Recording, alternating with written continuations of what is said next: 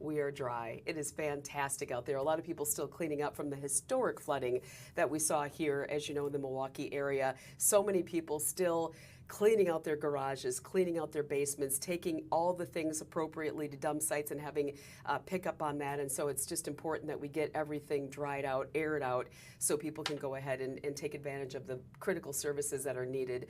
We're going to talk more about that flooding and our beautiful blue skies, but that's clearly one of the themes of the day. We're going to, for now, before we come back to that, take you out live to Brett Lemoyne. He is standing by live, and so I'm going to punch him up here if I can make sure that we have, oh, there's your smiling face. You know what, Brett, let me tell you something right now. There is nobody that I'd rather see on a beautiful Thursday afternoon than Waukesha County reporter Brett Lemoyne in a butterfly garden of all places. I mean, it doesn't get any better than this. It's beautiful. Oh, beautiful day. And look at this, the miracle of life, Mary. We just had a butterfly hatch from its chrysalis here, a monarch butterfly. You can see it just hanging out from that little shell there. This was just moments ago that this happened. A really kind of unique situation that we have out here at the Tower Hill Neighborhood Association, specifically at Parkview Park in Waukesha, where they got a grant to put this in, and it just came in July, where they put this little cage out here, and they've been hatching monarchs. This is the 12th monarch that they've hatched. Now, Mary, do you know how to tell the difference between a male and a female monarch butterfly? And keep it clean, because this is a family show. I want to say probably, I want to say color would have something to do with it. And I want to say like the peacocks, the brighter color, the brighter monarch is the male. Oh. Interesting, interesting. Well, I know someone who can answer that question for us. It's our monarch maven, Lisa Salb. Come on over, Lisa. She's with the Tower Hill Neighborhood Association. This is really your pet project. You live right across the street from Parkview Park. So how do we know the difference between a male and a female butterfly?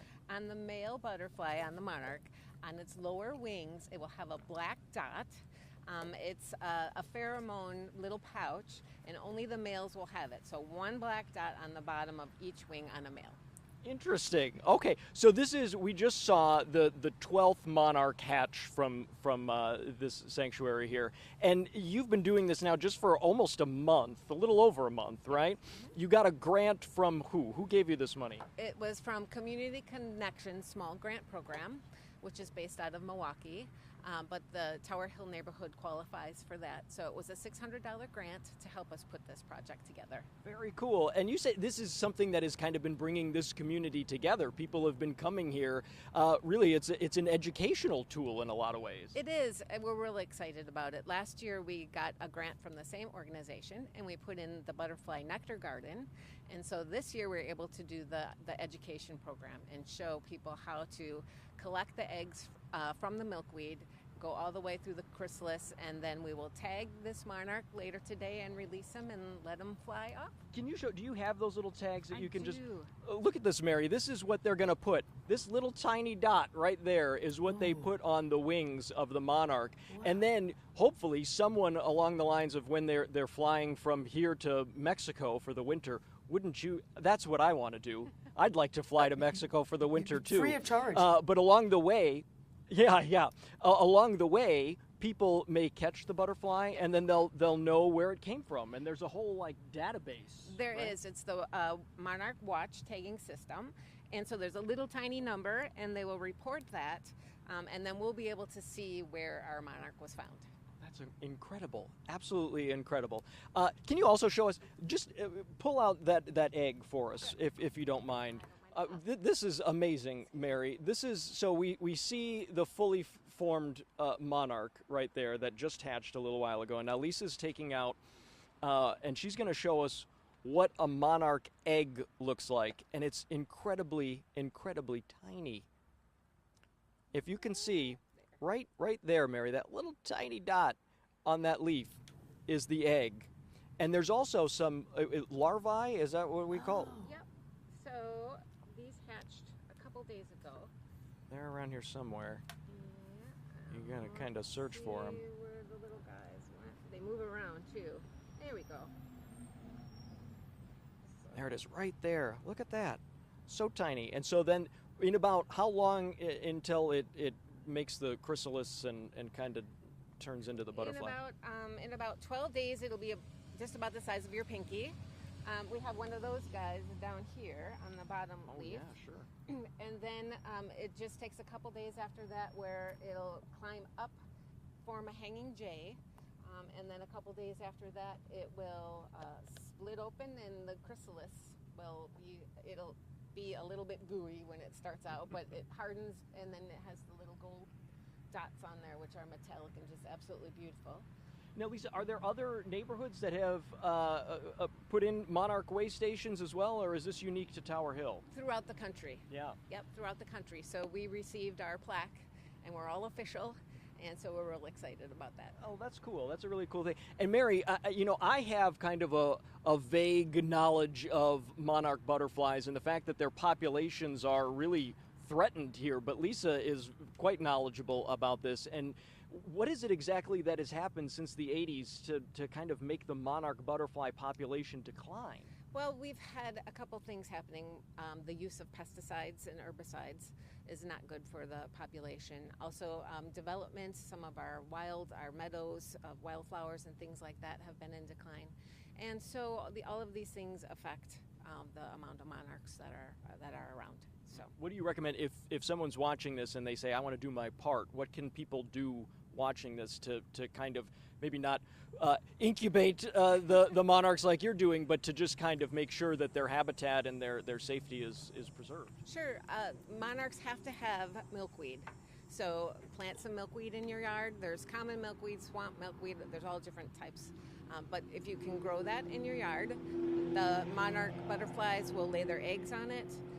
The caterpillars, that's all that they eat. The chrysalis will form on it if they're not put into an enclosure like this one. And that's where the butterflies will be, it's called enclosed. They'll enclose from and fly off and mate and start the process all over again. Oh my gosh. And you said, luckily, because of the tagging, you will actually be able to see the grandchildren of this monarch butterfly come back to Waukesha and nest here as well. Yep, so these are called the super generation at this stage. Their wings are larger and they're able to make that trip down to Mexico. So it's only this last generation. And then they will overwinter in Mexico. If you're in the western part of the country, it'll be in Texas type area. But so then they'll overwinter. They'll warm up, revive, start eating again. They will mate, and they'll come up only so far, because after that point they only live about 3 weeks. Oh, wow. So then it'll be another generation and another generation. So as you said, it'll be the grandchildren that we'll see come back up next year. They live just long enough to mate. That's what we like to hear. Living a good, their best happy life. I was going to say. Living their best life, going to Mexico. They get to eat and mate, and then, they kick the bucket, and that's it. Well, Lisa, thank you. This has been a thrill to watch this, and we're going to put on Fox Local the video of this particular monarch hatching from its chrysalis, because it was really extraordinary to see. So thank you. And if you're in Waukesha, folks, Mary, if you want to come down to Waukesha, I'll take you here to Parkview Park. There's so much to see here for the monarchs, because as you said, Lisa, last year you got another grant for the butterfly garden. So there's lots of things here to kind of foster a nice, safe, happy place for butterflies all around. It's a beautiful, beautiful park in a historic area, too, of Waukesha, right? This is 1891 is when this park was established, so it's really incredible. But hey, Brett, thank you so much, Lisa, I have a question for Lisa. Yeah, yes, I have Mary. a question before you go, because it's literally Okay. everything you're saying is so fascinating. It's so beautiful.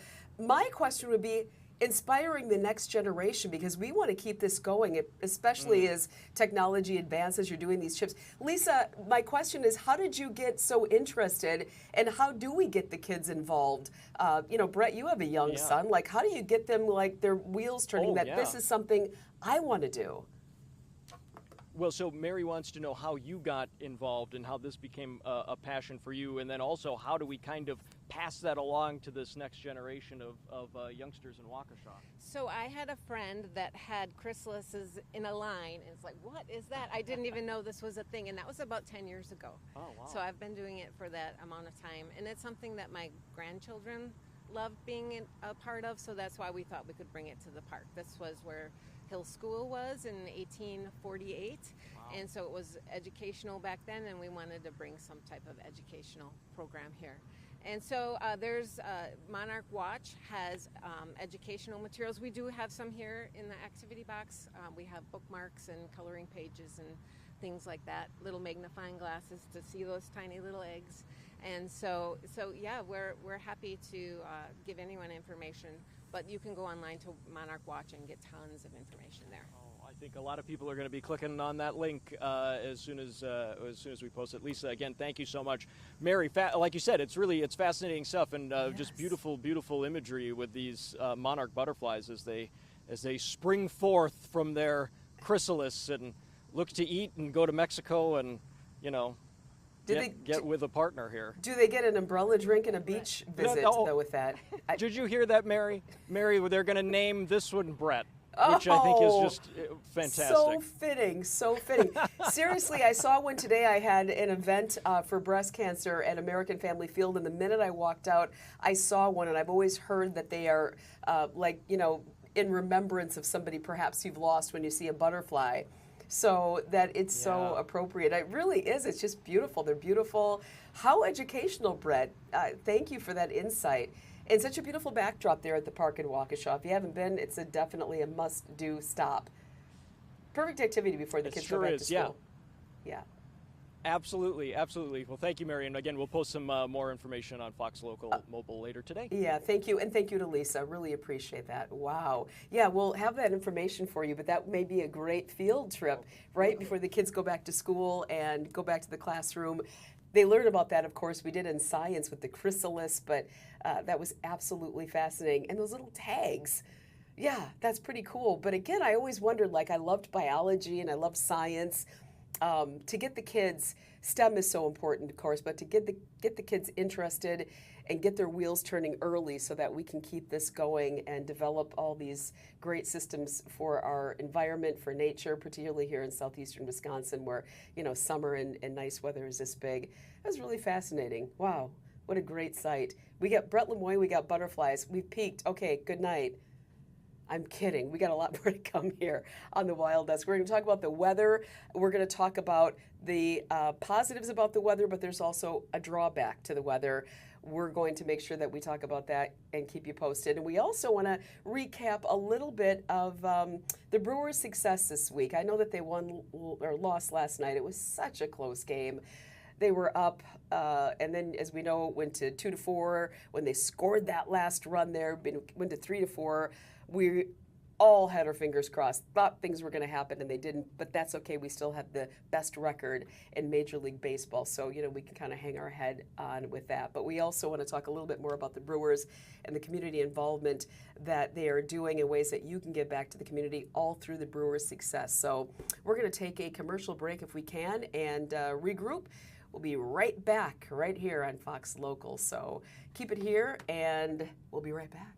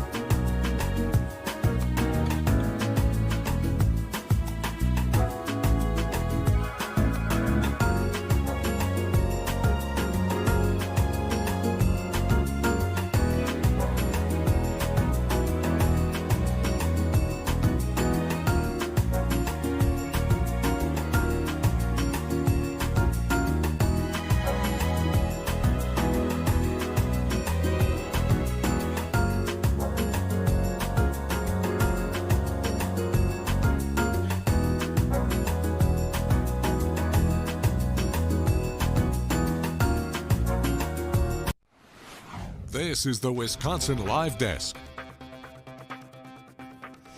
Welcome back, everybody. Mary Stoker-Smith here at the Wisconsin Live Desk. So nice to have you along on this beautiful Thursday afternoon. What a scene setter, right? Seeing Brett Lemoyne out in Waukesha County at that park with the beautiful Monarch butterflies, giving us some education about the tagging, about what they're going to do in the winter and their survival, and how it's so important not only to nature and the environment, but also just for our emotional lift. So we really appreciate his feedback on that. We're going to have information there if you're interested on our Fox Local mobile app on how you can get involved, how you can go to the park and see what we just saw, and how to get the kids inspired too to keep that next generation of all the biologists going so we can keep things aesthetically pleasing.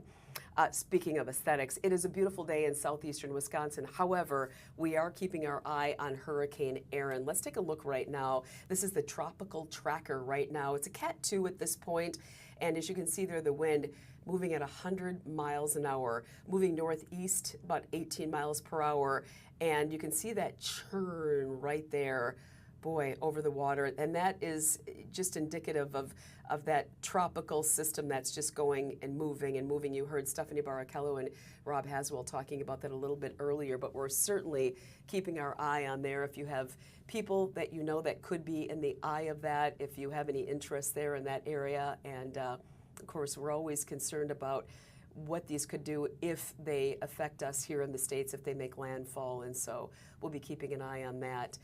Let's go ahead and bring it back here to southeastern Wisconsin for our 6th day, because we, for the most part, have wall-to-wall sunshine. A beautiful day out there today and tomorrow.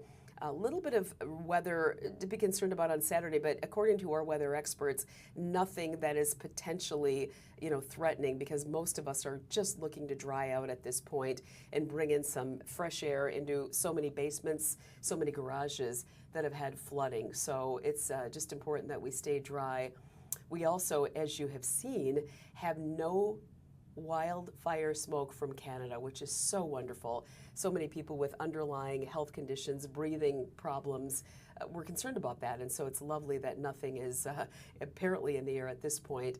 Looks like really beautiful skies out there. We'll take a look at those beautiful skies by giving a look at traffic right now. If you have anything going on today, tonight, you're headed out and about, maybe you have the day off and you're going to meet a friend for lunch or dinner right now, things are looking pretty good there on the roadways. Give you another look there from our DOT cams. Traffic flowing very smoothly. I know a lot of kids are off yet still. Yeah, summer's still in session. Class has not started. Talked to some people today at an event that I was at, and so there are some plans to get the kids out and about before the school bell rings.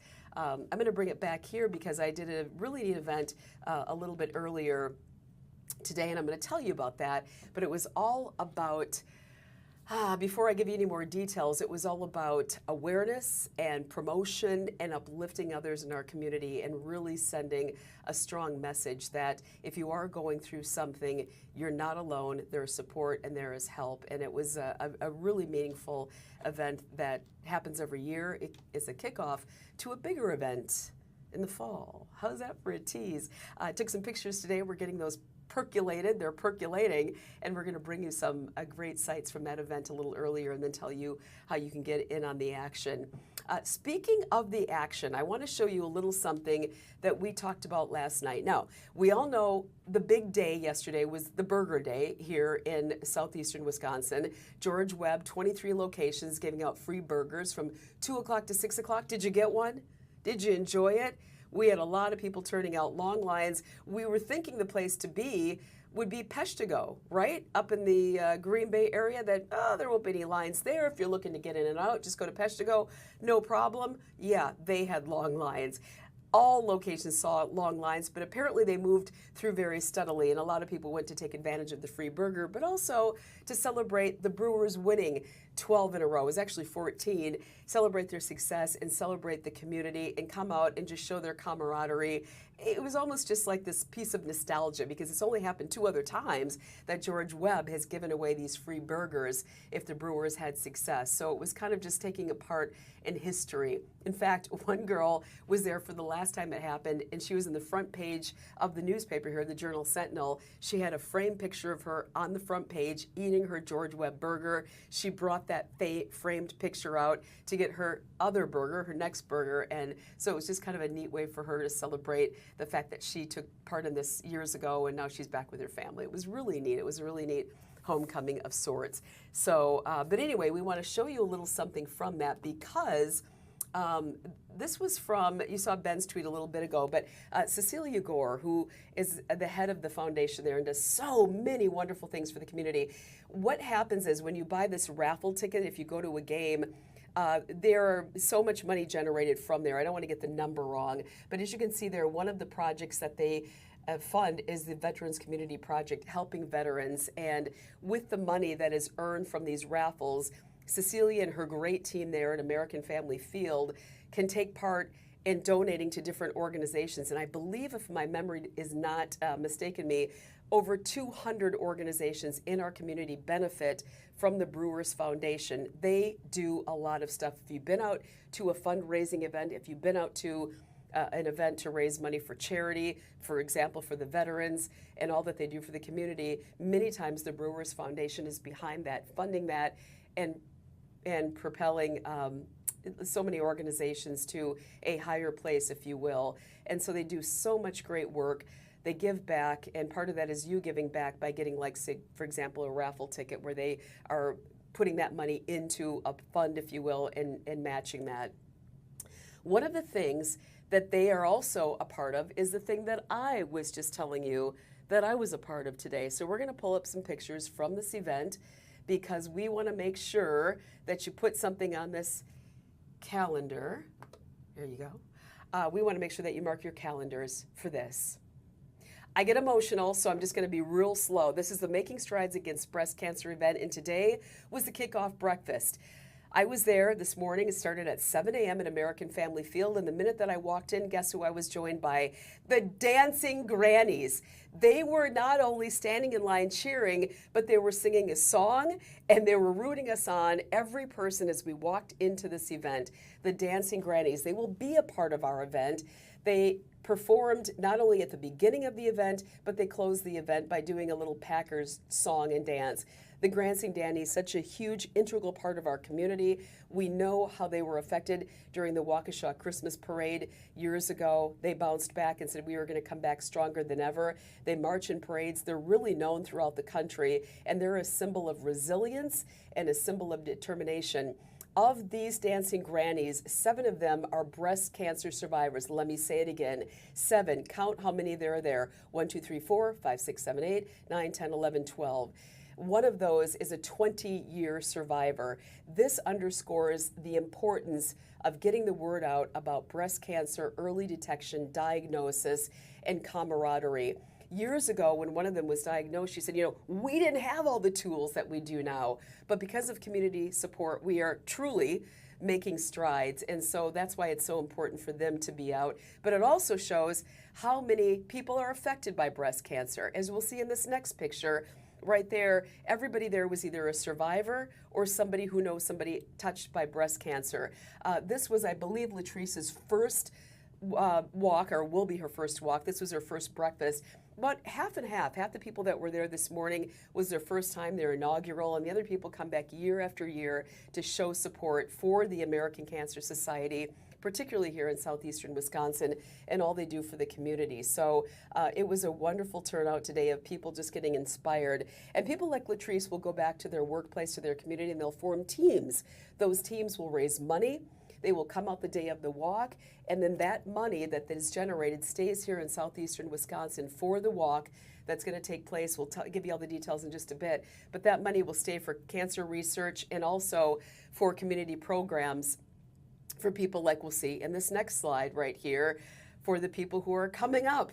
Yeah, the kids, they had the big old, I call it the Lily Tomlin big chair. Remember Lily Tomlin back in the day? The UOGs will remember when she was in that big old chair. Well, they had that for the kids and also for some of the survivors. But the young kids also came out because their parents were affected by breast cancer. The little girl that you see, if you're looking right at the screen there, she is to my left. Her mom was the ambassador for this year's event, and her mom was diagnosed with breast cancer before she had that little girl. And so she had to go through her treatments and didn't know if she was going to be able to carry a child. And so that's her little girl there, you know, growing up before her eyes. But it just shows that breast cancer can strike at any time. It can strike anyone. And so there she is. And she was so proud of her mom today, being there, talking about her journey through breast cancer. Her mom had a surrogate for the second child that they have. So she's got a sibling, another little girl. And she said, you know, I didn't want my kids to see me in so much pain when I was going through chemo. And so I shielded my pain from them, but they are kind of what got me through. And so she said she lost her hair, she lost a lot of her energy, and she certainly lost a lot of, at times, her stamina, but she never lost her drive and her fight to get through. And she said, that's what you do, you just keep on going. So we had a lot of really neat people there today. One of the people that we also talked to was the head of a brand new program for African American women affected by breast cancer, because sadly the statistics speak for themselves. The breast cancer diagnosis will happen, particularly here in southeastern Wisconsin.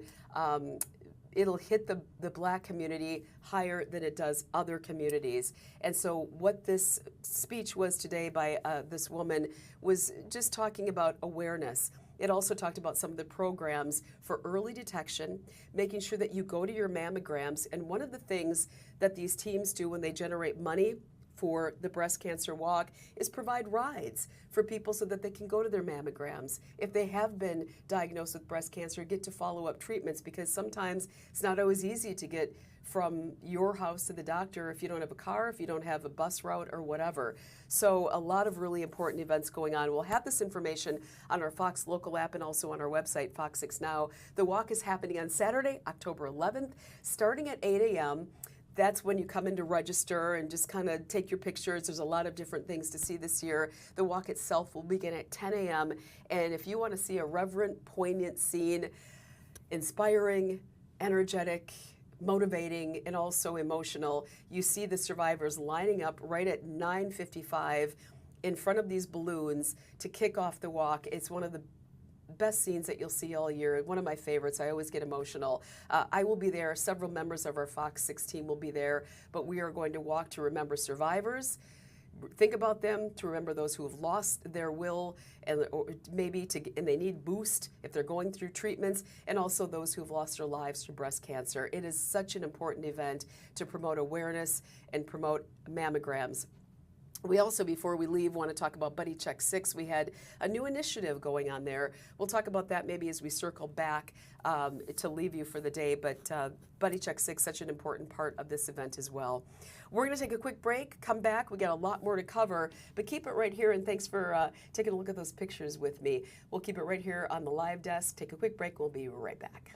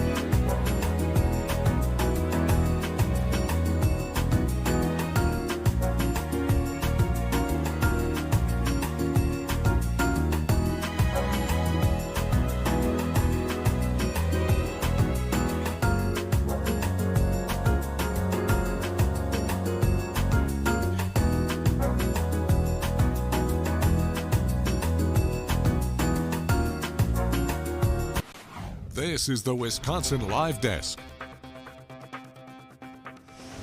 Good afternoon. Welcome back, everybody. So glad you're with us on this Thursday afternoon. A gorgeous day outside. I know you're getting itchy to get out, get a walk. If you haven't already, maybe tonight throw something on the grill. Take the dog around the block for a couple extra loops because it is beautiful here. We know we need the sunshine. We need to dry out after all of that historic flooding that we have seen here. And it's a beautiful day. And from the forecast, looks like it's going to continue.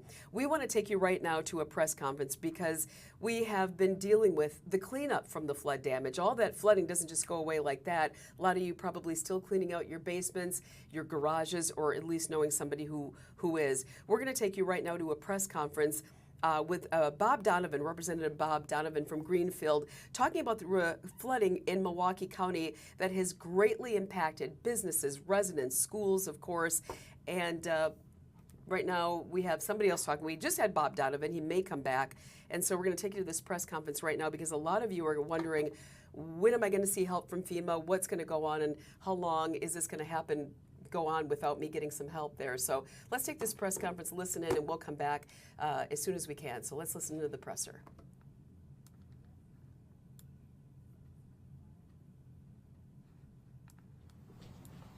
Thank you. You're welcome. Can you just say and spell your name? Yes. Jenny, Jenny, Stallenwerk, S as in Sam, Tollenwerk, and I'm head of school at Journeys Lutheran School. Am I good to go?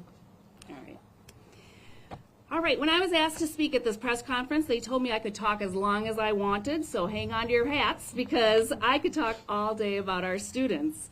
In 2017, we moved into this building with just 3 small classrooms upstairs. To be honest, I was pretty hesitant at first. The space had so many hidden corners where students who tend to elope could disappear, and for students who needed space to decompress, there wasn't a single space ready for them. The classroom sat big and empty, but over time we began to see the potential, the kind of potential that could be transformed into a building that truly fit for our students, and that's exactly what we did. We turned every hiding place into a comfort zone filled with beanbags, rocking chairs, and sensory tools. We created a therapy wing with safe, welcoming spaces where students could express their emotions. Our classrooms became spacious, intentionally designed for small groups so each student could receive the attention they need, take breaks when needed, and still be a part of the classroom community. We renovated the chapel with sound dampening panels, making it sensory friendly, allowing our students to truly hear that they are loved by Jesus and saved through his grace. We built a high school hallway where teens could just be teens, and we added life skills programs to prepare our students for independence. This building became more than just a structure. It became a reflection of who we are and who our students are. But last Saturday, all of that was stripped away. The building we had poured our hearts into was laid bare to the elements. Parts were damaged, some were broken, others were destroyed. Our library, carefully reorganized this summer by our volunteer librarian Sandy, was hit really hard. Sandy was finishing up a new system to help our nonverbal students and early readers. She grouped books not by reading level or alphabet, but by interest and visual cues. Books, shelves, floors, all of it now sits in a chaotic mess in our cafeteria. Our 9th grade teacher, Kaylin, had spent her own money prepping her classroom. Cozy seating, bright fabrics, books, and supplies, all of it gone. Our new PE teacher, Dwight, had just inventoried equipment and launched a new program focused on lifelong healthy learning. He was the first to come back, only to begin throwing things away.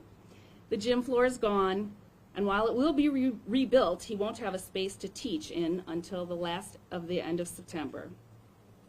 Our grade school teacher, Carol, has to keep coming back to check on her snakes and turtles because we have lots of pets in this building. They were stressed from being next to the area where the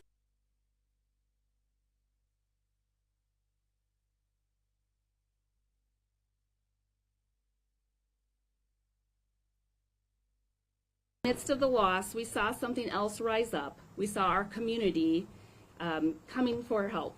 Last week, Dan Besson, the Hales Corners Village president, sent a police officer to check on us after hearing the news. A neighbor down the street emailed me on Sunday to say that the power was out again, and when another wave of rain came through, someone was already inside cleaning up the new water. Our churches have reached out with volunteers, chapel offerings, and mission allocation. Area teachers are offering up replacement curriculum. Retired education administrators are preparing to be on site when students return, ready to greet them, hand out supplies, and support our teachers. Because that's what our community looks like, and that's what hope looks like. We've got a long road ahead. There are moments when I still hope we are going to be less than that $1 million need, and I start thinking about maybe we could get that number down a little bit. And then the next day another contractor comes in and we find more damage or we find more things behind the curtain. Without that flood insurance, we are currently being told that they will not cover any part of it. We are still working on that with them and hopeful that maybe some money will come through, but chances are not. We're thankful FEMA is coming to Milwaukee to look around, and we pray that something can come from that as well. In the meantime, we've turned to our community, and so many of you have already stepped forward, and for that we are deeply thankful. One amazing example of this is right here with us, the Nowak family. Their son Xavier, come on up here. Their son Xavier has been such a great example of all of this. He even donated to our school the other day. He brought in a donation for us from his own earnings, and he has a little announcement for you today as well. Go ahead. Good afternoon. My name is Xavier, and I am a freshman here at Journeys. I want to thank you all for being here to support Journeys and hear our story. My fellow students are amazing and unique. Our staff has no limits on energy and kindness. Our parents and families love us and want us to thrive. That is why students travel all over the Milwaukee area to attend this school. Please help our efforts to rebuild by joining us at the Hills Corners Culver's. Grab a burger or some ice cream. 10% of the sales will be donated to the school. Thank you.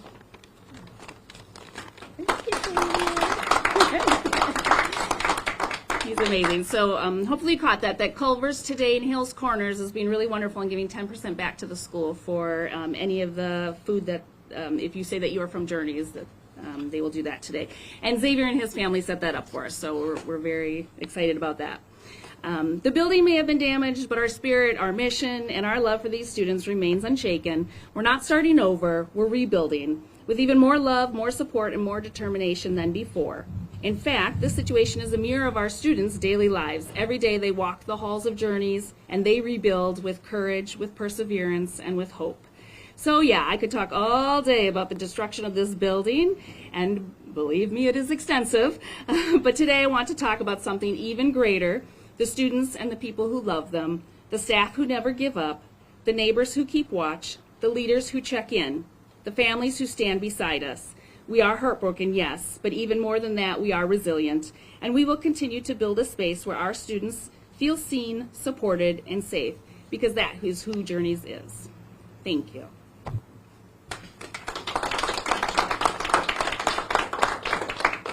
Well, the bottom line is this. Yesterday I spent all day eating George Webb's burgers, and tonight I'm going to be over at Culver's getting a few more burgers. So urging everyone to really do what they can to help this school when this school needs us. They've been serving this community and doing a lot of good, and it's our opportunity to step up and do what we can to help them out. With that, and I want to thank the families that are here and the great effort. I know Monday, Jenny, there's volunteers that are going to be needed, correct? Yes, we're having a big volunteer day from 8:30 to 11:30. Wear clothes that you can get dirty in and be ready to paint and things like that, but we're just asking whoever is available to come on out, and we'll put you to work. Very good. And anything you can do to send them money, GoFundMe, it would be deeply appreciated. And with that, if there are any questions, we'd be more than happy to entertain them. Yes, I have a question for you. So as you just mentioned, Journeys is one of the many schools that has been impacted right now by these devastating floodings that happen here in Wisconsin. We also know that Milwaukee public schools was also affected with several schools. Are you planning to also reach out to FEMA to see if they can assist with this? Well, I'm hopeful that we will. FEMA's already here. We're hopeful that we will get the disaster declaration from the president and funds from FEMA. I should also mention we did reach out earlier this week to the governor's office requesting that, if at all possible, he look at reallocating some of the ARPA funds that have been allocated to other agencies or efforts. It's our understanding that there are $350 million in funds, ARPA funds, that remain unspent. We would hope, again, if it's at all possible, that that money or a portion of it could be reallocated for things like this, and the thousands and thousands of people devastated being victims of this flooding. So I'm certain that the governor cares deeply about this issue and wants to help. We're hopeful that that might be an option that could be pursued. So, anything else? When are you guys estimating that school will open? I know previously it was estimated end of September. Is that still kind of the goal? We actually are putting out a date of September 8th. The building will not be done, but with the renovations and things that we're doing, we think that it might be functional by then. I mean, again, every time somebody comes in here, they find something new, so we're still kind of clinging to that date, but it's looking like we'll probably have bare floors and things like that, but we could have the students in that at that point. And Jenny, are you able to take these folks Yes, on absolutely. a tour? So, yeah, if you want to get into the school and see some of the damage and the issues that they're facing, please stick around and go with Jenny. And otherwise, thank you very much, and spread the word. Out of every tragedy comes an opportunity, and here's an opportunity for people to kick in, throw in $100 or $200 or $20 to a good cause, and help this school continue to do the good they do. Thank you very much. Good. All right. Thank you. Well, you have been listening to a press conference there. Of course, we all know Bob Donovan, and he led this press conference just about the cleanup from this historic flooding that we had. It's still going on, and it's going to continue to go on. Right now, you heard from members of the Journey's Lutheran School. They are looking at, obviously, still cleaning up. They need supplies. They need a lot of help because school's got to get going.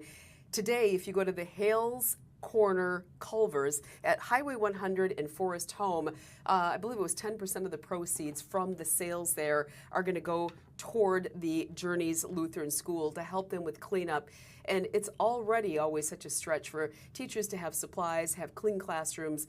They really need some help, so that's kind of an incentive. You heard Bob Donovan say that yesterday he was eating George Webb burgers. Well, today Representative Donovan is going to be eating a lot of Culver's burgers because he wants people to give back, of course. A lot of cleanup in the greater Milwaukee area, of course, the schools, the residences that have been impacted. We are just seeing all this widespread damage still and all of the cleanup still going on. So if you can make it to the Hales Corners Culvers, you'd be really welcome because you're going to be giving back to that school that so desperately needs help cleaning up and supplies. And we heard from even the student that was asking for donations and supplies because the students need to get fired up, get back to class, and feel that they have a place to call home once the school bell does ring. Speaking of places to call home and students, we're going to take you to right now. I'm going to pull this up right now. We'll take you down to Tennessee right there, where just a devastating situation luckily has played out for the best. I'm going to give you a live look at that. I'm just going to get off that and just try to see if anything else is going on there. But right now, this is the best look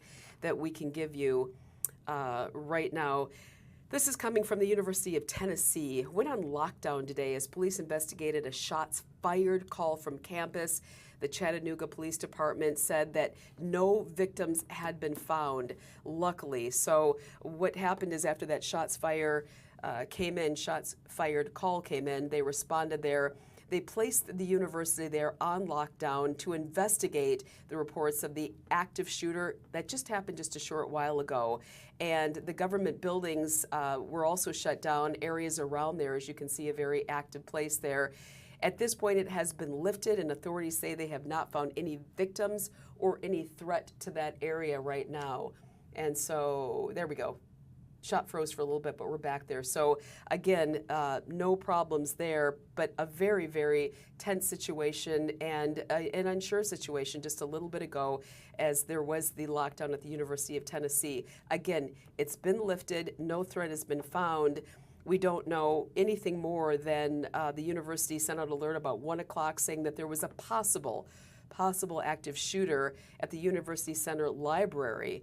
And so, again, some of the reports that are coming from our Fox 5 affiliate in Atlanta and one in Chattanooga as well is saying that we heard the message coming of run, hide, and fight. The Chattanooga Police Department wrote on Facebook that they were working with the university to confirm the reports of shots fired. They say that they have not found any victims, and according to a tweet that they sent out on X, it says the lockdown has been lifted. Law enforcement found no evidence of a threat. All classes and activities, though, have been canceled until August 22nd at 8 a.m. So the students and non-essential employees had to leave the campus for the day, but just a short time ago, the threat had been lifted, of course. But still, very scary moments there, as we do not know what led up to that shooting. We don't know what led up to the response. We don't know if anybody has been apprehended. We just know that, again, no threat had been made, but that was a tense situation going down there in Tennessee. We'll try to keep our eye on that, find out any more information that we can bring you, and of course, bring you the latest here on our website and on our linear 5, 6, 9, and 10 if it warrants, of course. But right now, things are going back to normal, so that is some really good news. Let's bring it back here to southeastern Wisconsin because we're going to give you a look at the highlight of the day, really, and that is the 6-day planner. Again, we go back to that flooding. So many people still drying out, cleaning up from all that historic flooding.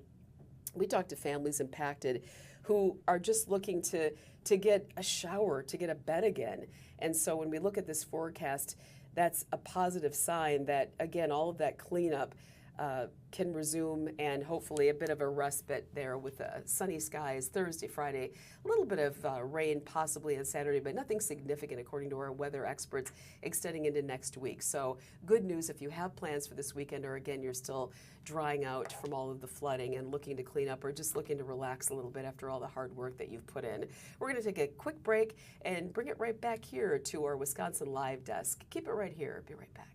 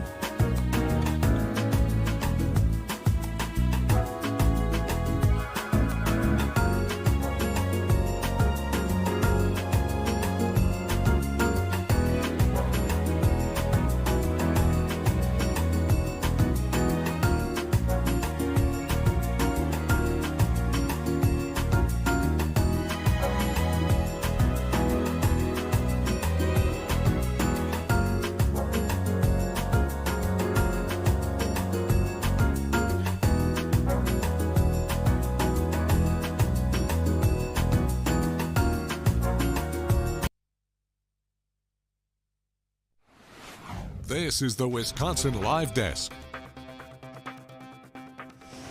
Welcome back, everybody. Good afternoon to you. Great Thursday afternoon. Hope you're having a great day, enjoying yourself. We've enjoyed having you along with us here on the local desk, so the live desk, rather, keeping things local. All day we've been doing that. We took you to Tennessee just a bit ago, but we've heard from a lot of different people today. We heard from Brett Lemoyne, as you know, in Waukesha County, talking about the Monarch butterflies, the cleanup going on for schools there. As we heard, there's that fundraiser going on at Hales Corner, Culvers there on Highway 100 in Forest Home if you want to get in on that action. And of course, we've seen these beautiful, beautiful blue sunny skies here in our area. We also appreciate you taking part in some of the activities for our kickoff to the Making Strides Against Breast Cancer Walk. All the information on our website, so you can go ahead and sign up. That walk coming up real quick, Saturday, October 11th. We'd love to have you along on that.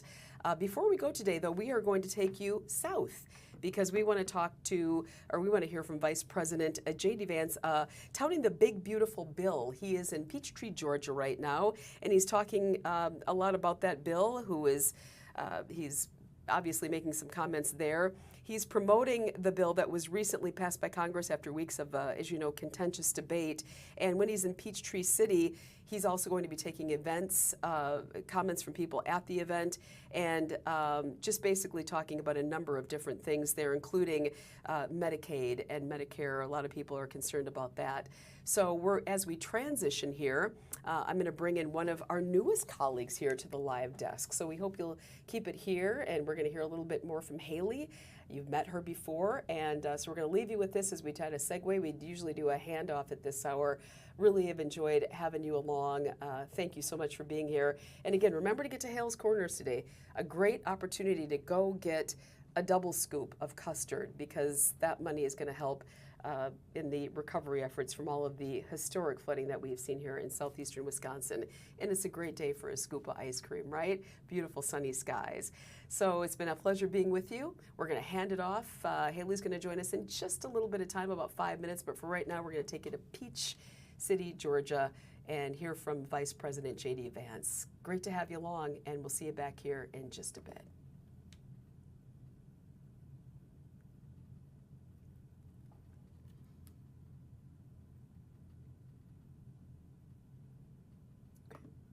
We're looking for a signal. Sorry about that. I think we got him back. Let's see. There we go.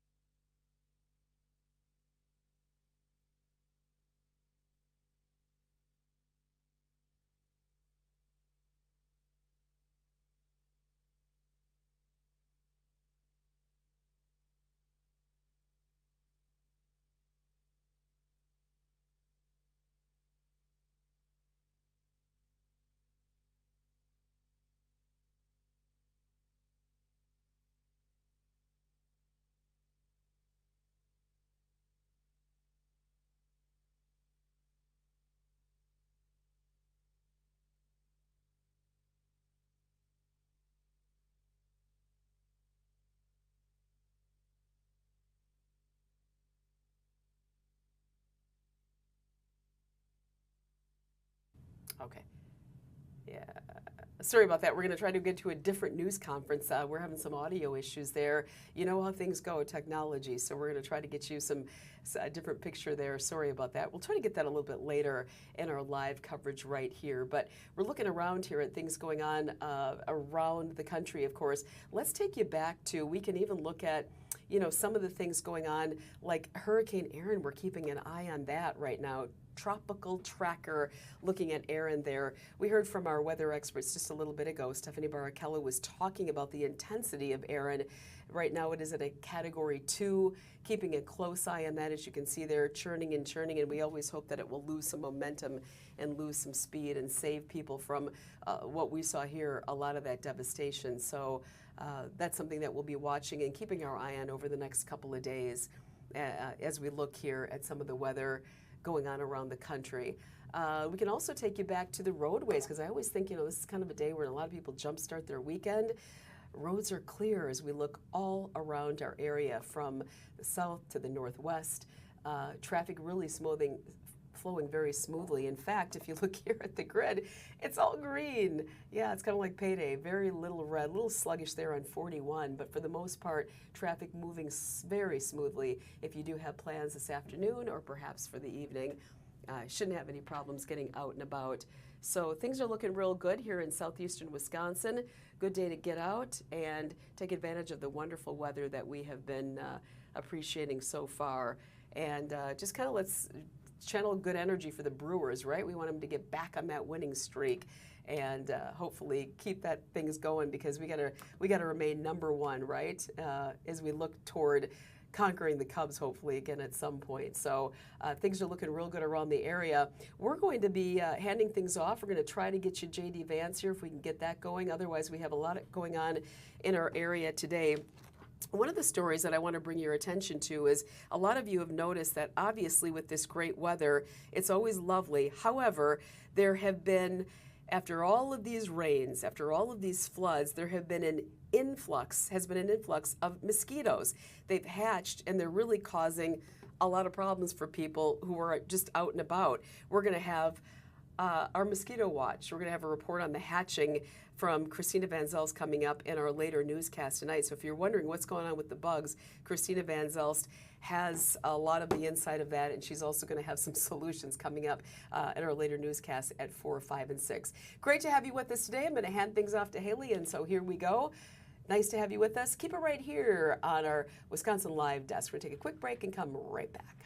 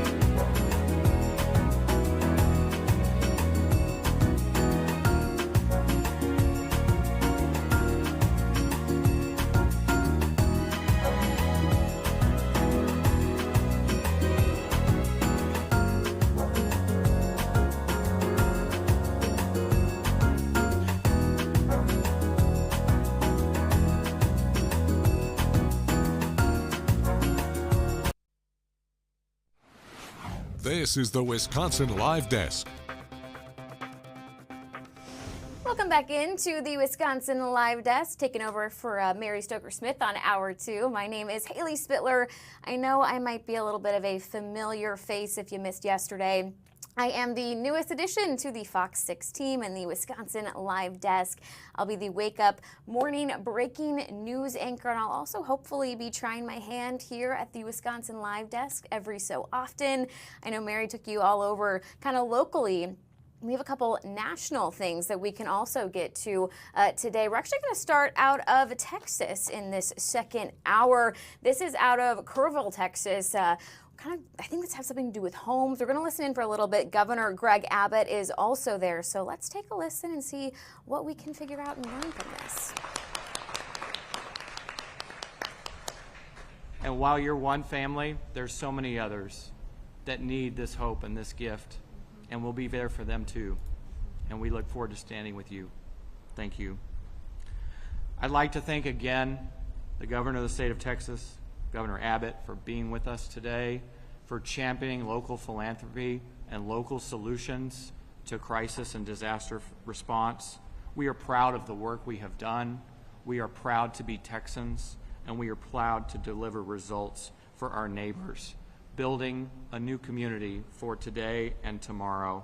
Neighbors helping neighbors, this is what it's all about. This is the power of philanthropy to deliver results for our community. And this is what Texans do for one another. I have never been more proud to be a Texan than in the past 7 weeks. Please visit rebuildkerr.org for more information on all of the grants that we have made, including grantee name, grant purpose, and dollar amount. If you are affected by the floods in our area, please complete the needs assessment. If you have not done so already, raise your hand. We need to hear from everybody. We cannot help you unless you raise your hand and say, I need help. The needs assessment collects critical information that will be used by our nonprofit and builder partners to connect with you and get you the hope that we promise and that we will deliver. If you are a nonprofit organization locally, at the state level, or nationally, and you would like to be involved, visit rebuildkerr.org and fill out our resource assessment. There we are taking an inventory of every organization that wants to raise its hand and get involved in the rebuilding of Kerr County. Thank you all for being here today. God bless you, and God bless Texas.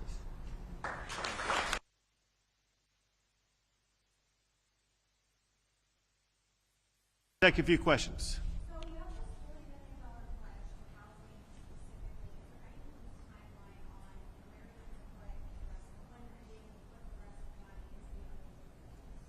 And the other pillars, great question. So the Board of Trustees of the Community Foundation made the $40 million commitment to housing.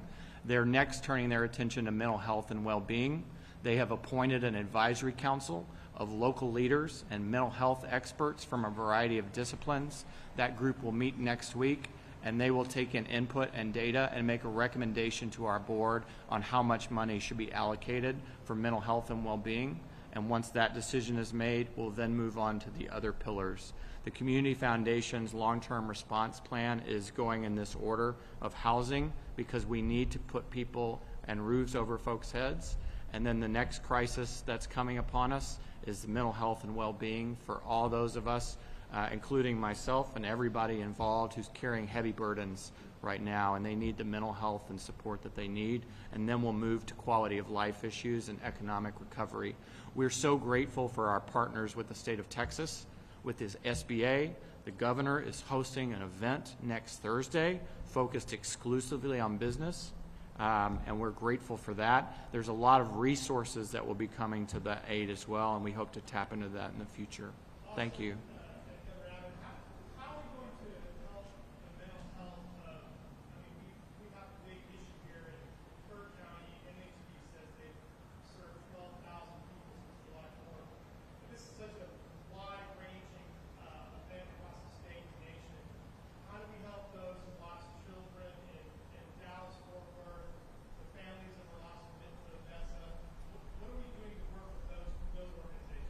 That's a great question, and one that our Mental Health Advisory Board, our Advisory Council will take under consideration as well. They're a team of psychologists, neuropsychologists, licensed clinical social workers, school counselors, and licensed professional therapists, and they will take in good information and determine how we can help in the best way forward.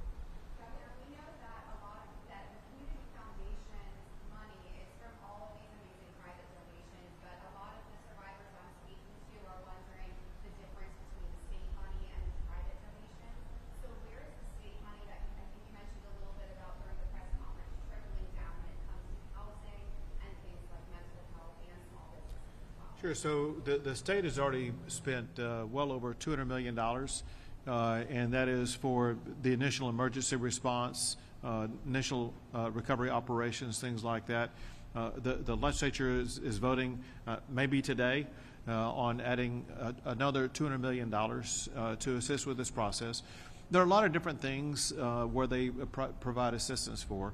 One are things like debris removal, which is going to be an ongoing process, and other strategies that will arise. And then, of course, we will be working collaboratively, as also mentioned, next Thursday to begin the process of helping all these businesses get up and running again, as well as work alongside our local partners to make sure everybody's going to have the opportunity to get back into their primary residence as quickly as possible.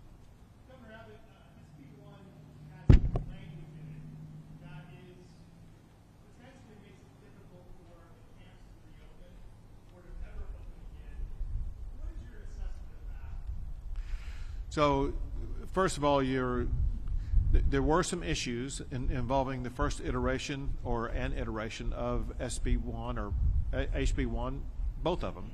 So my understanding is it passed out today out of the Texas House. There were modifications to that because I've been on the road. I've not had the chance to see that, so I'm not able to answer your question other than to say this. We know that concerns were raised, and there's an attempt to meet both goals. One is to meet the needs and the expectations of the families who lost a child, while at the very same time not putting these camps out of business. And I think from what I hear that the House was able to achieve that goal in the bill that they passed off the House floor today.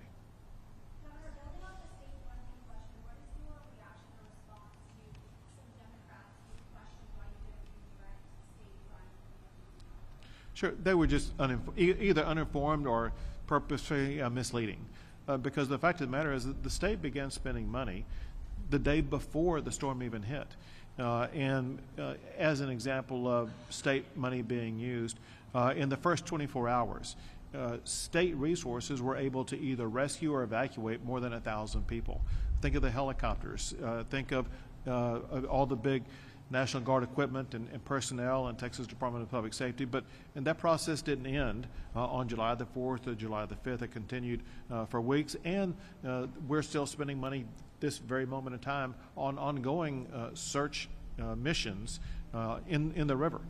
That point aside, debris removal is a large financial burden that the state is assuming to make sure that's going to be taken care of as quickly as possible. As I mentioned earlier, before today, the state has spent well over $200 million. We're spending more every single day. We're appropriating another $200 million. And so anyone who said otherwise really just didn't know what they were talking about.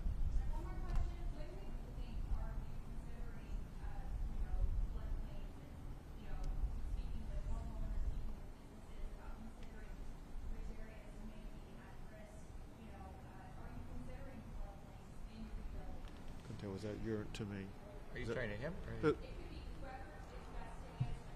So, sure. You can try it if you don't have it. I'll give an answer. Yep. So here's the way this works, and that is, it's going to be up to local governments to make the final determination about which floodplain map to look at. And it is important that once that map is chosen, that the rebuilding take place either outside of the floodplain, or there are ways in which houses in the floodplain can be elevated so that they are actually above the floodplain. We've done that in Houston, and we've done it elsewhere. I know it can be done here also, if that is what the resident chooses to do. So there are several options, but the initial action that has to be taken is for the federal government to issue what they consider to be the different floodplain maps, and then the local government deciding which map to use for, in this case, in Kerr County, and then determine which homes will and which will not be in that floodplain. Maybe to answer your question a different way, I don't think resources are going to be used to rebuild houses that are in the floodplain, but we don't know exactly right now where that floodplain contour will be. All right, we've been listening in to this press conference again. This is out of Kerr County, Texas. We were just hearing from Governor Abbott talking about the latest out of Kerr County. Obviously, that was an area hit extremely hard by flooding back in July. You might remember hearing about 118 people who lost their lives in that flooding, especially in Camp Mystic. That's where a lot of those stories were coming out in the days that followed.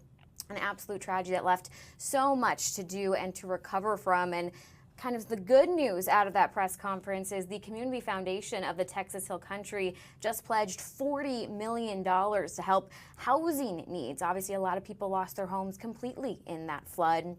Speaking of flooding, that's something here in Milwaukee that we just dealt with very hardly a few weekends ago. If you were to take a look outside right now, it looks beautiful. This is actually the best shot I've seen of this downtown camera since I started here shortly ago.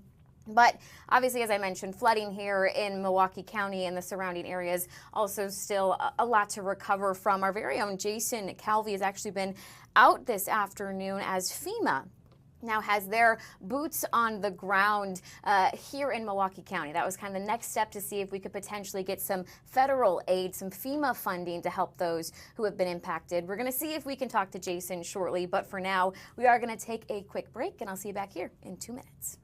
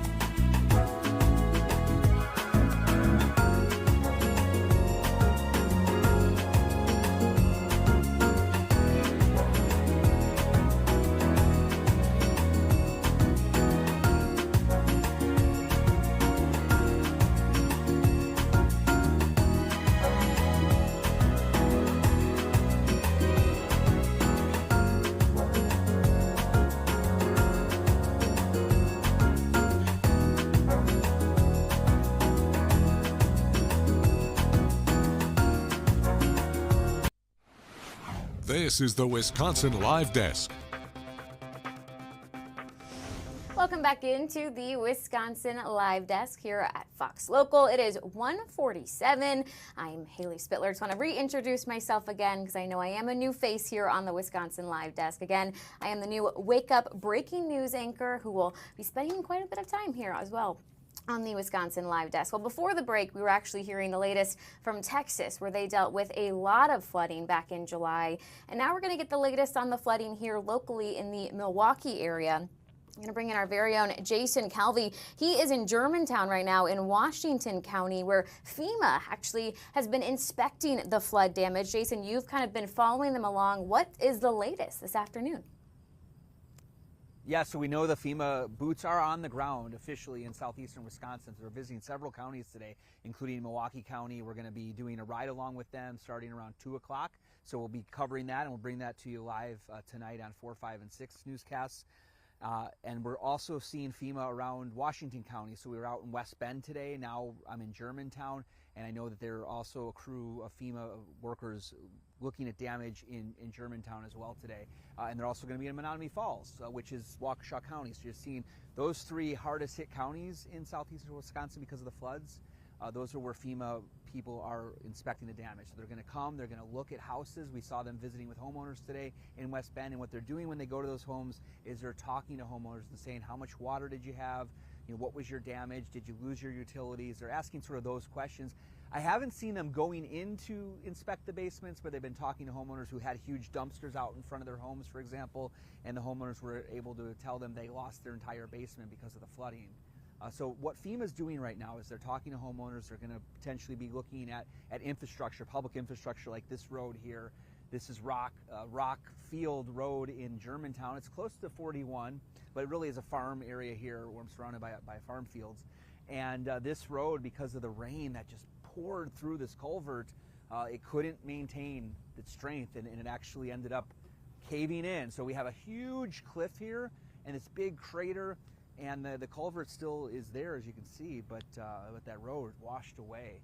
So they're going to be looking at public infrastructure as well as private property. They're going to be looking at homes that were destroyed and damaged severely by the floods. So that's what they're looking at. They're getting a general price tag, a rough estimate of how much damage we've had in southeastern Wisconsin, and that will allow them to have the next steps in this process. After this joint assessment, it's state, county, local, and federal. All those entities are kind of assessing the damage, and once the federal government, FEMA, comes in, Federal Emergency Management, they're able to kind of put their assessment here, kind of double check the math, look and see how much real damage we've had here because of the flooding, and then that will lead to the next step where Governor Tony Evers can officially request President Donald Trump declare this a natural disaster. So that's what they're looking at. They're trying to get the price point for all of this damage, and then that will lead to potentially President Trump declaring this a disaster. And once that happens, then homeowners can potentially get some help.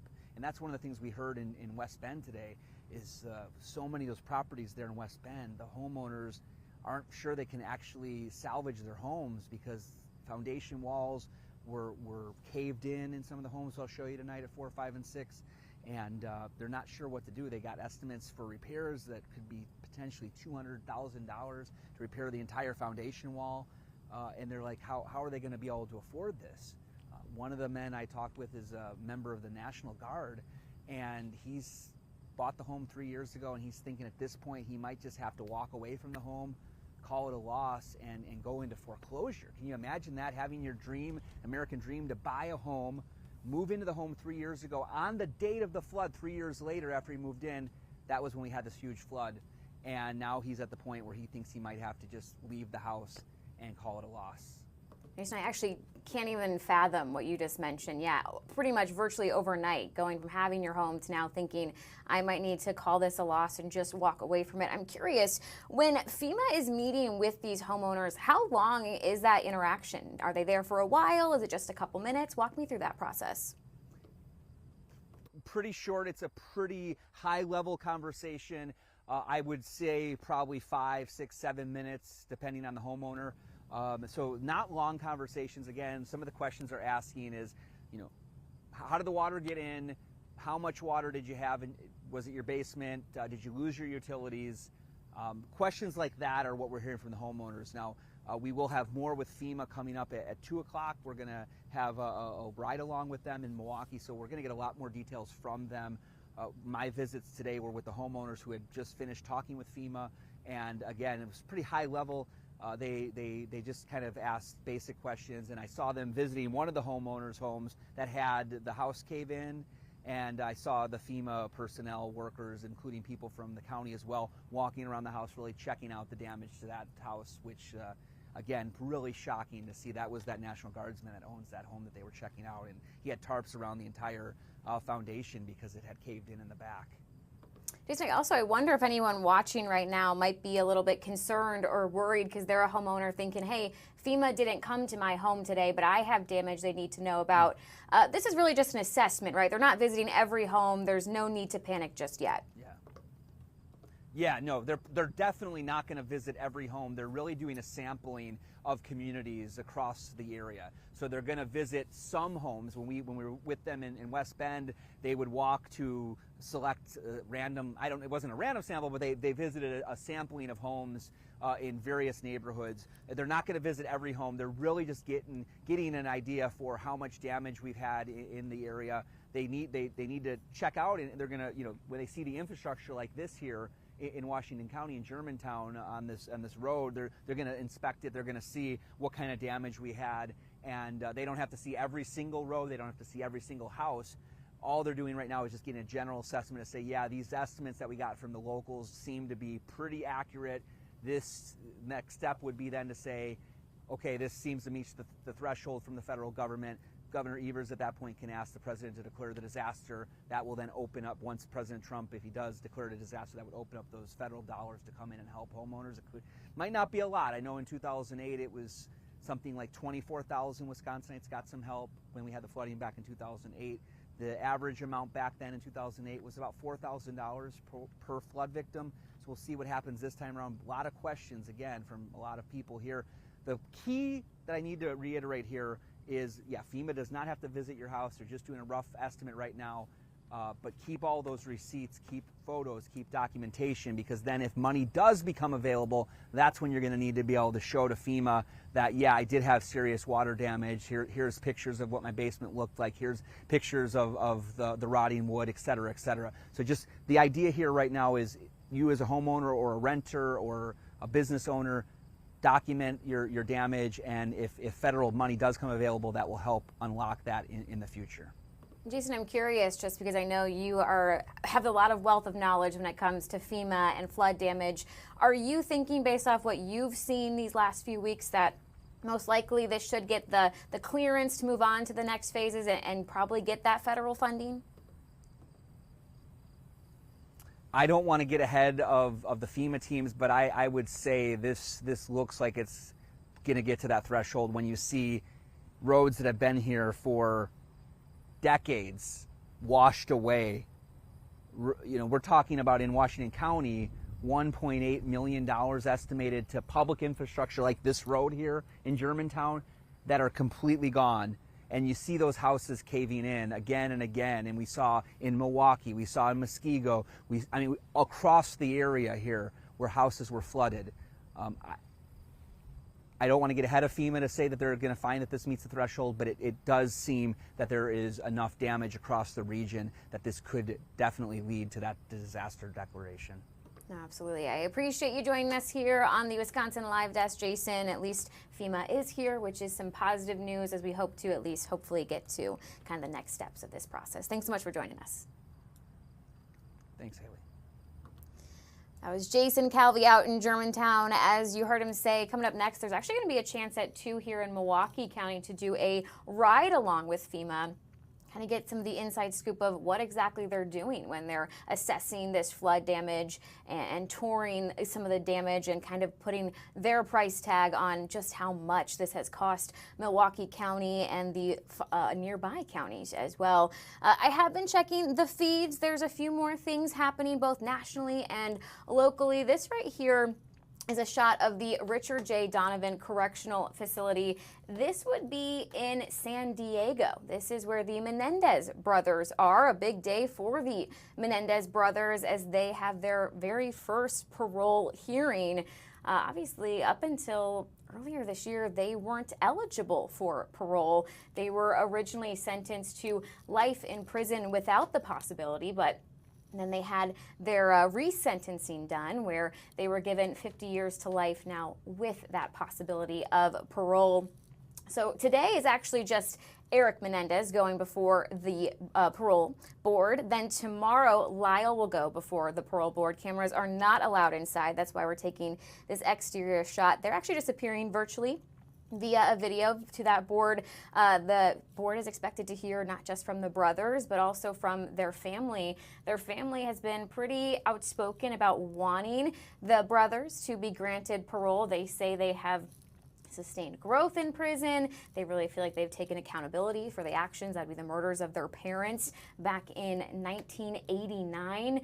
That was, of course, out of Beverly Hills. However, somebody who doesn't want them to be granted parole, that would be the LA County District Attorney Nathan Hochman. It's kind of an interesting situation actually last year because Hochman replaced the old DA George Gascon, and Gascon was in favor of the Menendez brothers being resentenced and granted parole. But like I said, Hochman came into office and said, I don't think that they've taken responsibility, and I don't think that they should be granted parole. So it'll be kind of interesting to see what comes out of this. We are expected to get that decision today from the parole board. Now, they could be doing a split decision, but most likely whatever Eric gets, Lyle would also get. All right, I want to go locally now. This is out of Waukesha County. Thank you so much, Carrie. This is Jason Zehe. He is going to be sentenced today. This is from a fatal car accident last December, actually the day before New Year's Eve, December 30th. We had 17-year-old Megan Voss, who was killed, and Jason Zehe was driving. He was charged and has now pleaded guilty to homicide by intoxicated use of a vehicle, and he is expected to be sentenced today. As I mentioned, he's pleaded guilty to his charges. We are expected to hear from some victim impact statements from obviously Megan Voss's family. I want to see if there's anything to listen to. I'm not sure there would be. I'm going to come back right me here. I'm actually going to, as we kind of wait on some more updates out of court, I'm going to take a quick break. So as soon as that gets started, we could certainly listen in and get you the latest out of that. But right now, we'll be right back in 2 minutes.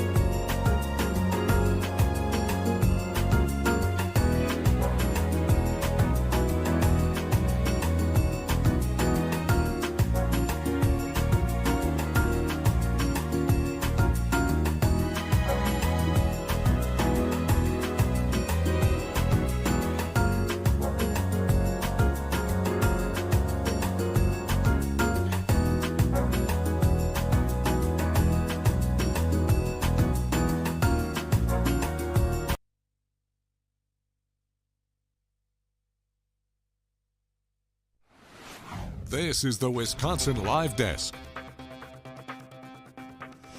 Welcome back into the Wisconsin Live Desk just after 2 o'clock right now. Again, I am Haley Spittler. I know I'm a new face to the Wisconsin Live Desk, so just want to take a second to introduce myself. I am excited to be here in Milwaukee. I'll be doing some of the wake up breaking news as well as taking my turn here on the Wisconsin Live Desk. Well, before we went to break, we were taking a look out of Waukesha County.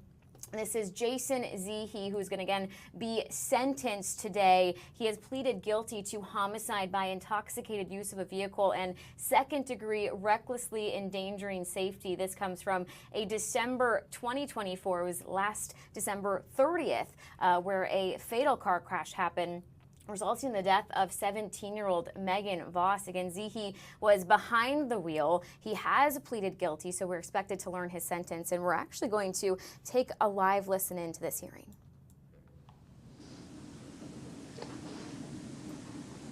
Just let me know when they're connected.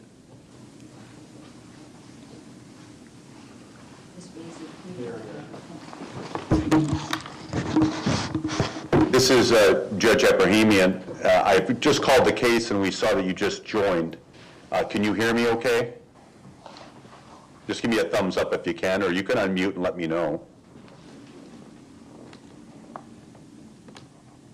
Julie, can you hear me?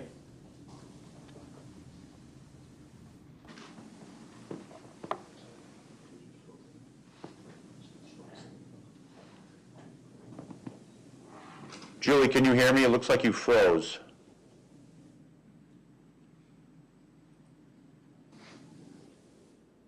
All right. You can go ahead and mute yourself until if and when you're going to say anything, okay?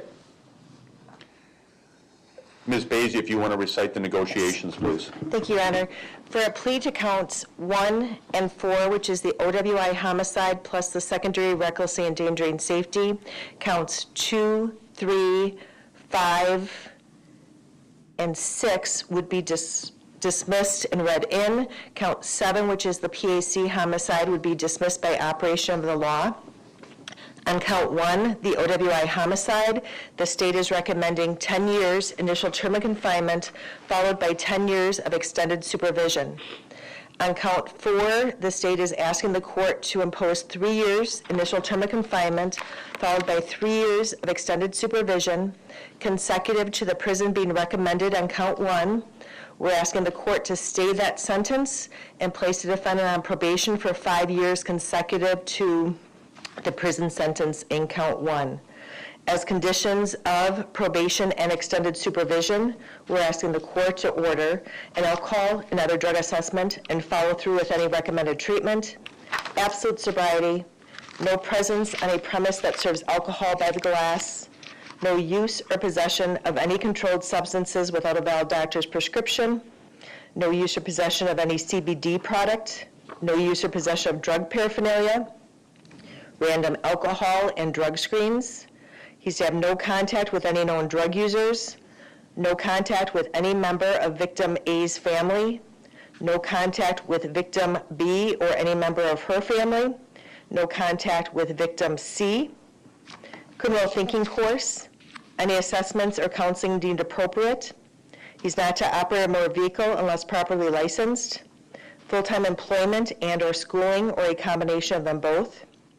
Restitution is $12,077.09, payable to crime victim compensation. We're asking for 8 hours of community service to be served on December 30th of each year while on extended supervision as well as probation. Court costs, DNA sample and surcharge, and any other conditions deemed appropriate by the court. Is that an accurate recitation of the negotiations, Mr. Steinle? Yes, and I did. Those exact words I attach as an attachment to the plea questionnaire. All right, Mr. Zehe, raise your right hand and get sworn in, please. Do you swear the testimony you're about to give in this matter before the court shall be the truth, the whole truth, and nothing but the truth, so help you God? Yes. Mr. Zehe, you heard the discussion between the two attorneys regarding a potential resolution of this matter? Yes. And have you had enough time to discuss the advantages and disadvantages of the plea agreement with your attorney? Yes, sir. You understand that I'm not bound by the recommendation of either attorney? Yes, sir. And if you were to change your plea today to counts 1 and 4, I'm going to find you guilty of those counts, hold you accountable, and you'd be taking your chances with me at sentencing. Do you understand that? Yes, sir. Have you had an opportunity to review the complaint as well as the amended information in this case? Yes, sir. Are they substantially true and correct? Yes, sir. As I understand the negotiations, you're going to be changing your pleas today to counts 1 and 4. Count 7 would be dismissed by operation of law, and counts 2, 3, 5, and 6 would be dismissed and read in. Yes, sir. What that means is you would not have to plead guilty or no contest to those counts. As a matter of fact, they would be dismissed. You wouldn't suffer any potential fines or any potential incarceration relating to those counts. However, I can hold you accountable for that conduct when I do decide to impose the appropriate sentence on the 2 counts to which you would be changing your plea today. Do you understand that? Yes, sir. Let's focus then on those 2 counts. There's an amended information. We're going to put that on the screen here. And you can follow along. Mr. Zehe, it does allege that on or about Monday, December 30th of 2024, in the area of East Sunset Drive and Guthrie Road in the city of Waukesha, Waukesha County, Wisconsin, you did cause the death of victim A by the operation of a vehicle while under the influence of an intoxicant. That's contrary to Wisconsin law. It's a Class D felony, and upon conviction may be fined not more than $100,000 or imprisoned not more than 25 years, or both. Do you understand that? Yes, sir. I have a plea question and waiver of rights for. We're going to spend some more time on that in a moment. Attached and filed along with it is not only the offer that was put on the record a few moments ago that Mr. Steinle referred to, but also the jury instructions. And for homicide by operation of a vehicle while under the influence, it identifies the elements to this offense, what the state would have to prove beyond a reasonable doubt to find you guilty of this charge, and it appears to have your signature on the bottom. Did you review these elements with your attorney? Yes, sir. Did he explain them to you? Yes, sir.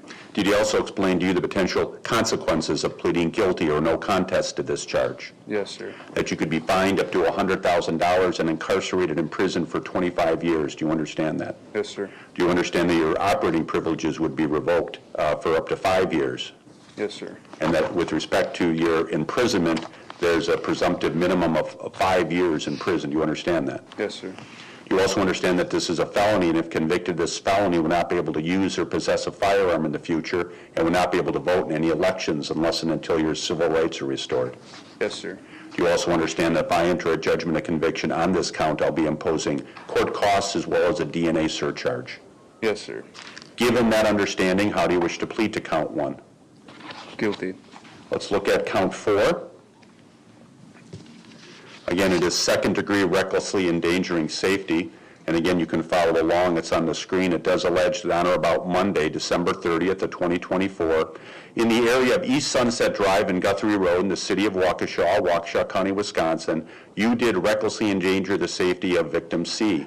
That's contrary to Wisconsin law. It's a Class G felony, and upon conviction may be fined not more than $25,000 or imprisoned not more than 10 years, or both. Do you understand that? Yes, sir. Again, attached to the plea question and waiver of rights form is the jury instruction for this cause of action.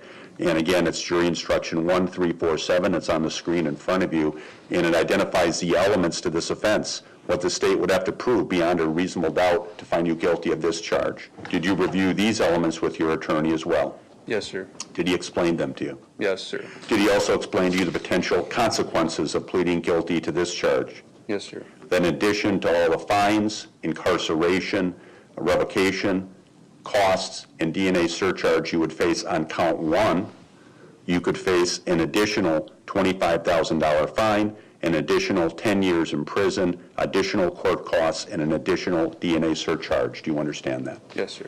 Do you understand that, like count 1, count 4 is a felony, and if convicted of this felony, would not be able to use or possess a firearm in the future, and would not be able to vote in any elections unless and until your civil rights are restored? Do you understand that? Yes, sir. Given that understanding, how do you wish to plead to count 4? Guilty. All right, these are important decisions, Mr. Zehe. I want to make sure you're making them freely, voluntarily, and intelligently. I have a copy of the plea question and waiver of rights form you completed with your attorney. I think he just gave you a copy. There's a copy on the screen here, so whichever one is easier for you to follow along, you can follow along. Right below defendant's statement, it says, I have reviewed and understand this entire document and any attachments. I reviewed it with my attorney.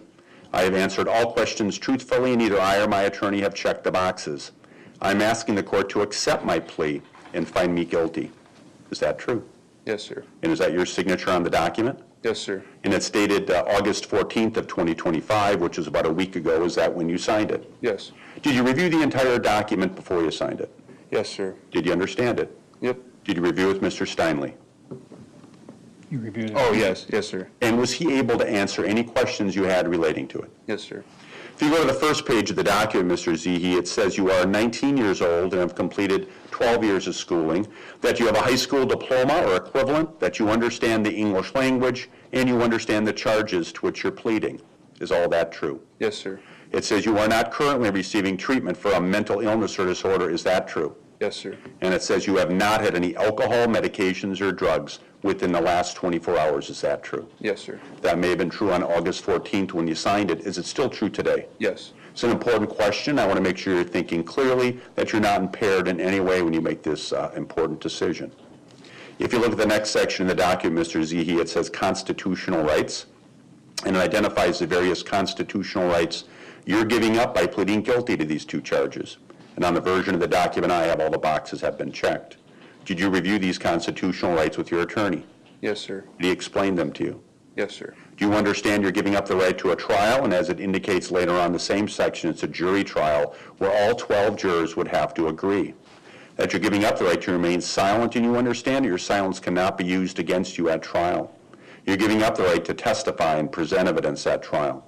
You're giving up the right to use subpoenas to require witnesses to come to court and testify for you at trial.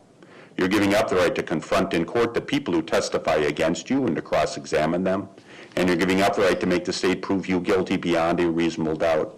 You understand you're giving up each and every one of these important constitutional rights by pleading guilty to these two charges. Yes, sir. Do you have any questions of me relative to the rights that you're giving up? No. Has anyone threatened you to get you to plead guilty and give up these rights? No, sir. Other than the plea agreement, has anyone made any promises to you to get you to plead guilty and give up these rights? No, sir.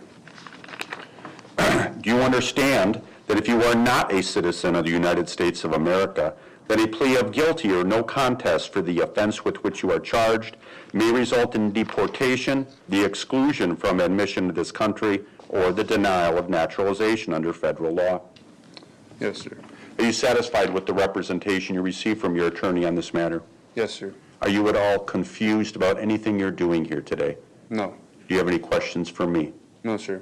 Mr. Steinley, you reviewed the plea questionnaire and waiver of rights form with Mr. Zehe. I did, Your Honor. Are you satisfied that he understands the elements of the offenses and the maximum possible penalties that could be imposed upon him? Yes, Judge. Satisfied he understands all the rights he's giving up by pleading guilty to these two charges? Yes, Judge. And satisfied that his pleas of guilty are made freely, voluntarily, and intelligently? I am so satisfied. Based on the foregoing discussion, I'm approving the waiver of rights.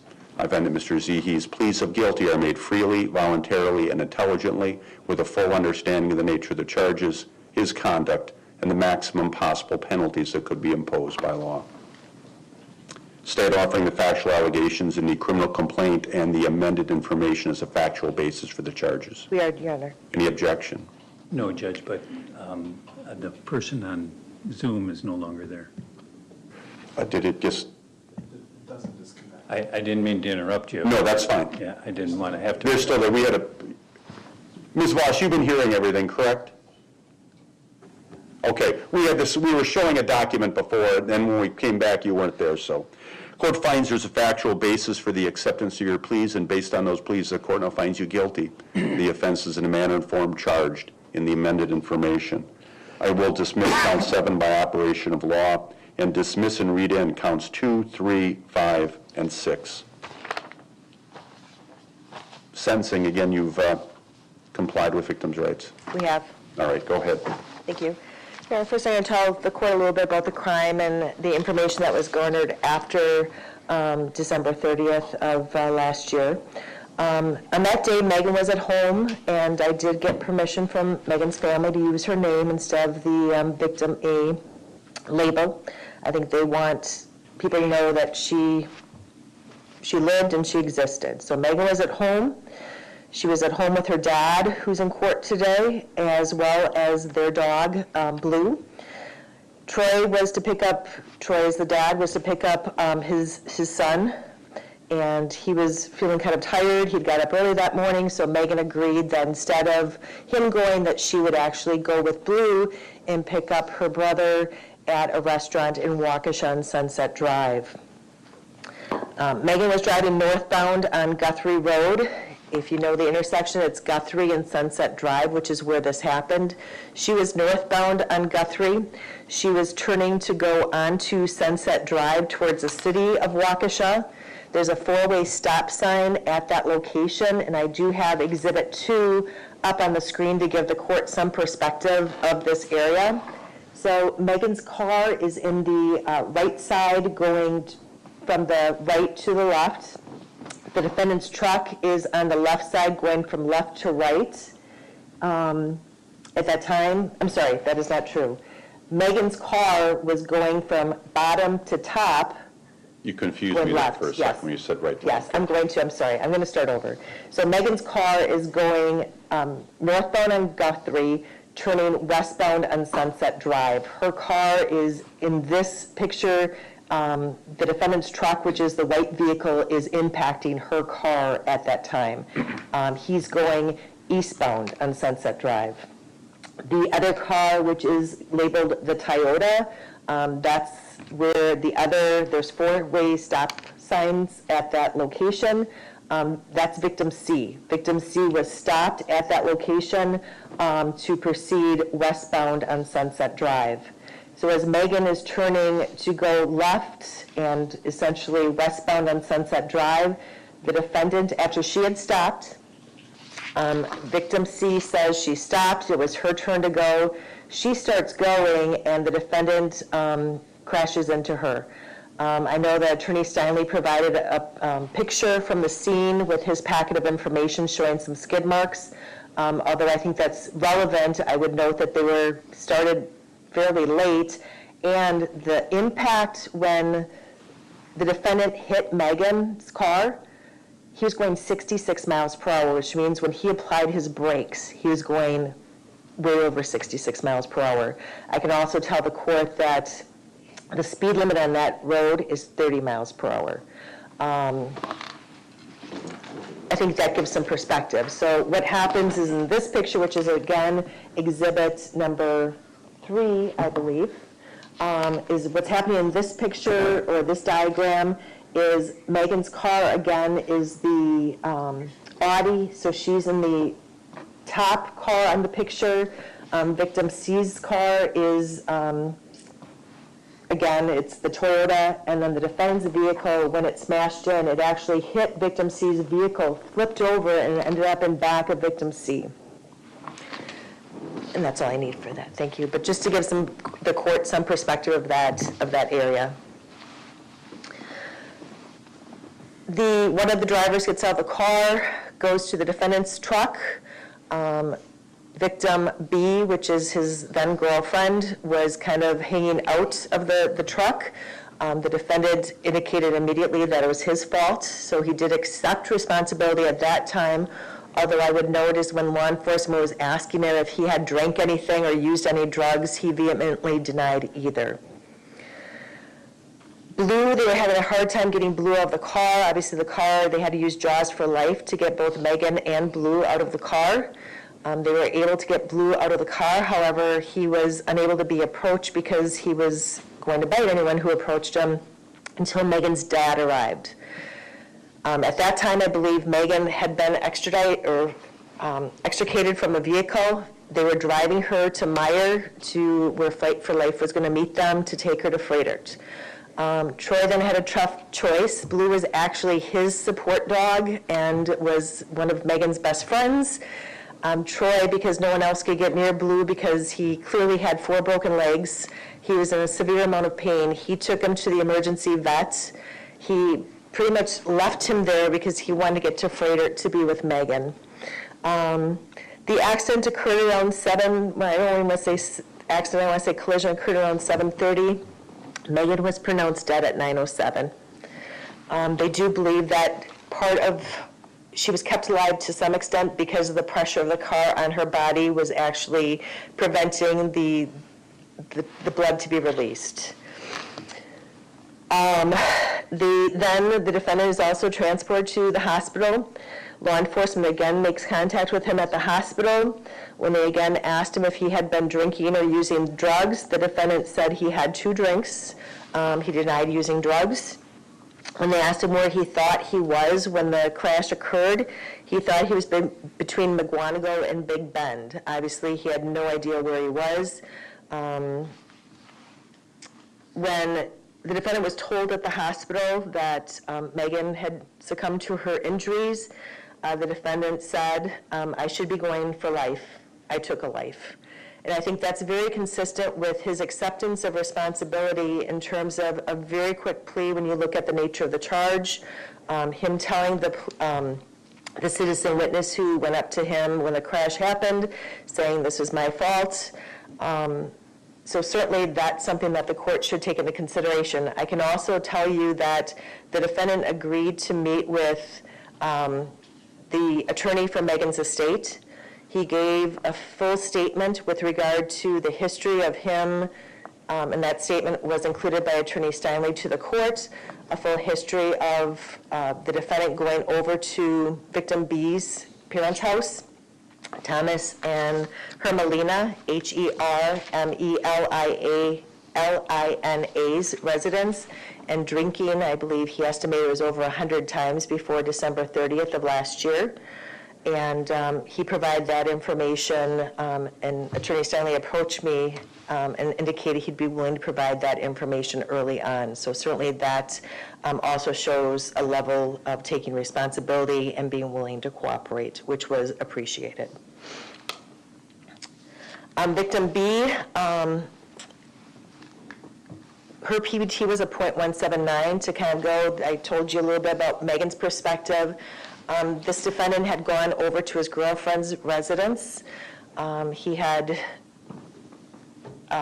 drank. As a matter of fact, he took off of work. He called in sick, went over to her residence. They were drinking together. At one point, he believed that victim B's mother supplied them additional alcohol.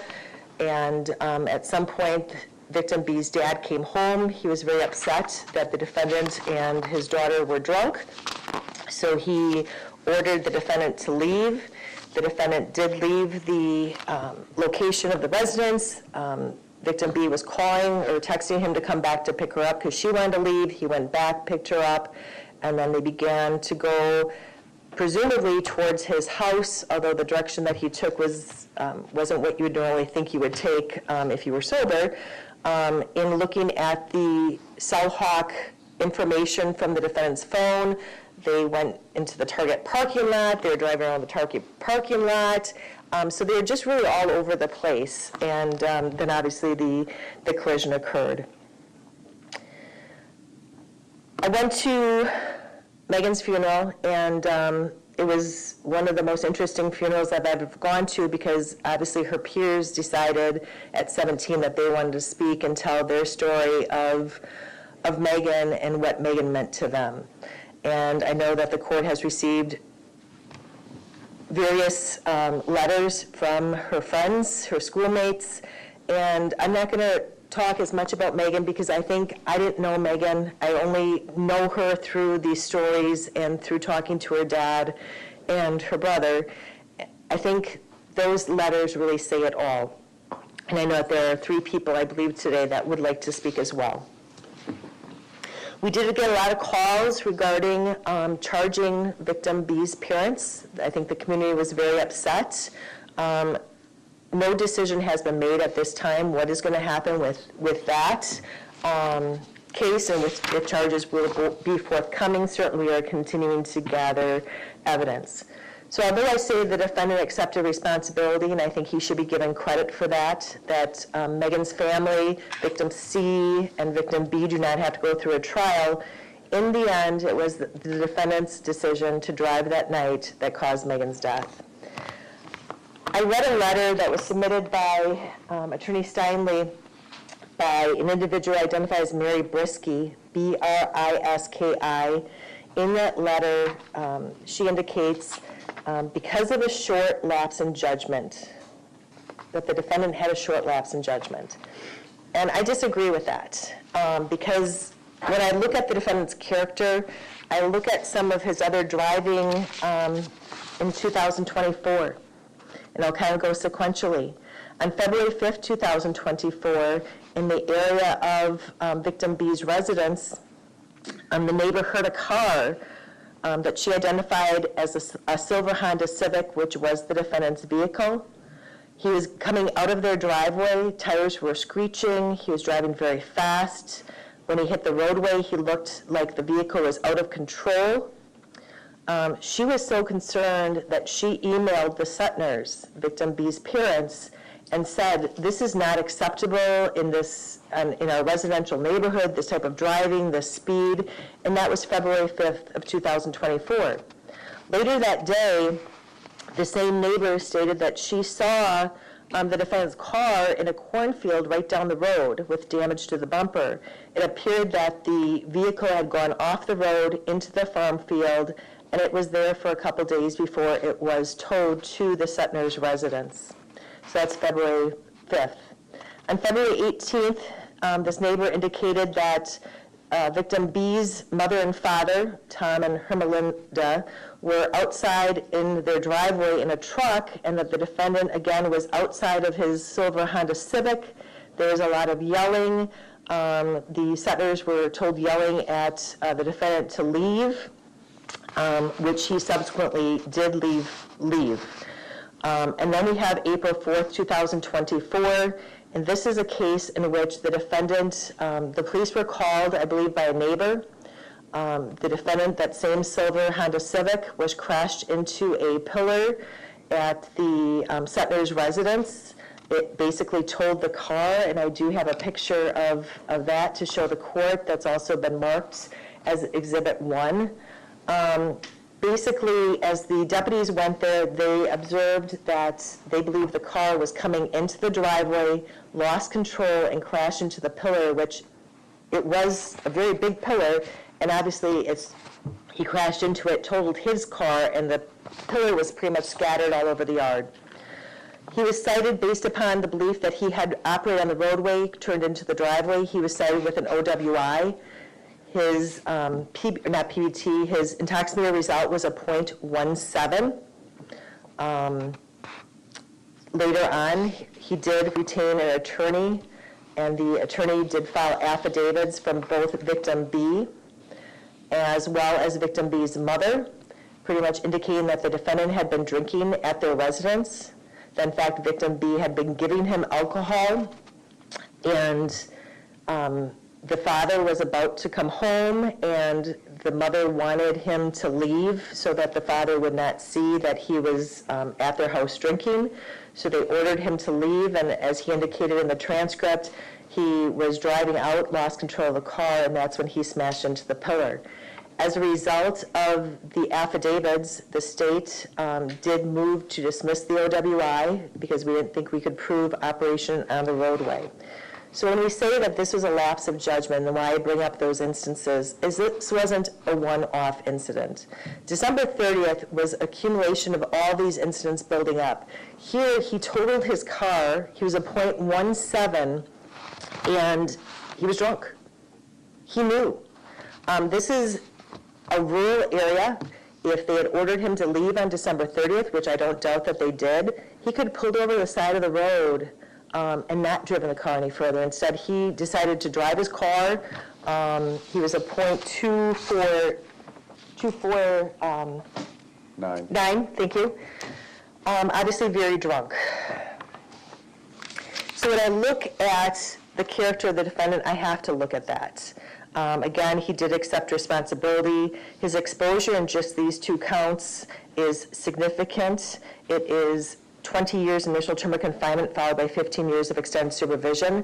This was a case I had met with Megan's dad and her brother, as well as other family members throughout the pendency of this case, and I asked them, what would you like to see?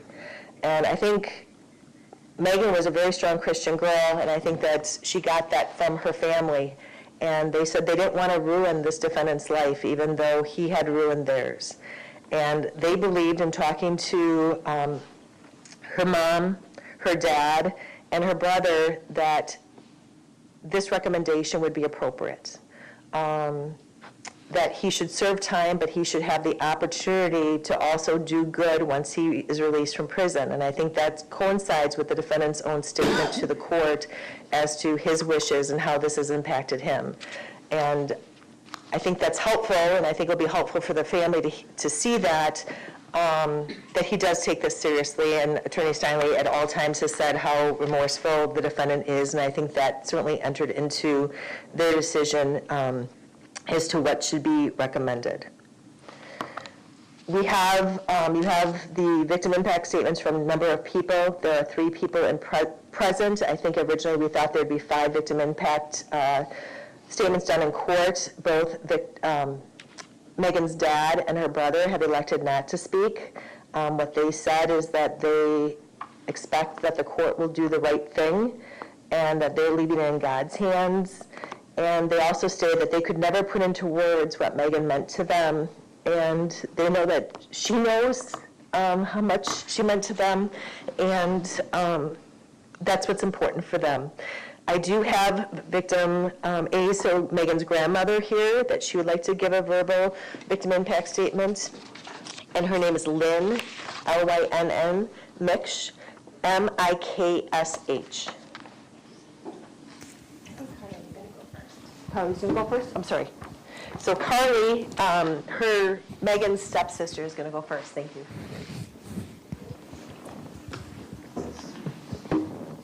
And Carly, if you can just spell your first name and your last name for the court. Sure. First name is Carly, C-A-R-L-I-E. Last name is Jerris, Joerres.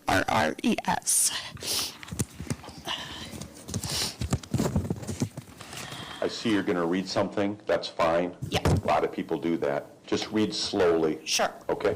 Okay, thank you. Good afternoon. For those who do not know me, I am Carly. I am Megan's older sister.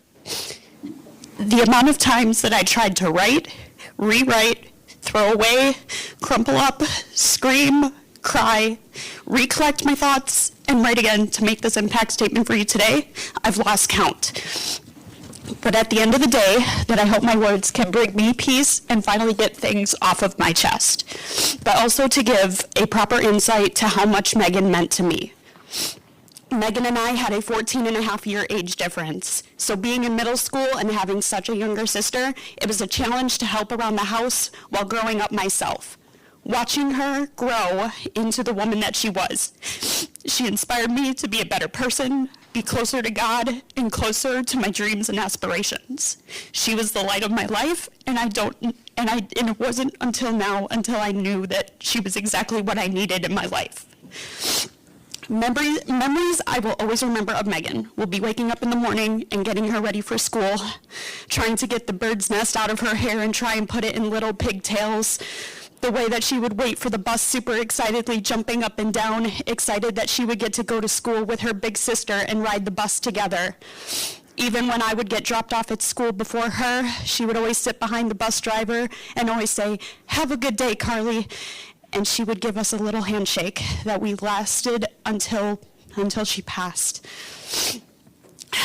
She would always watch Wonder Pets every morning as she would have cocoa coffee and her oatmeal.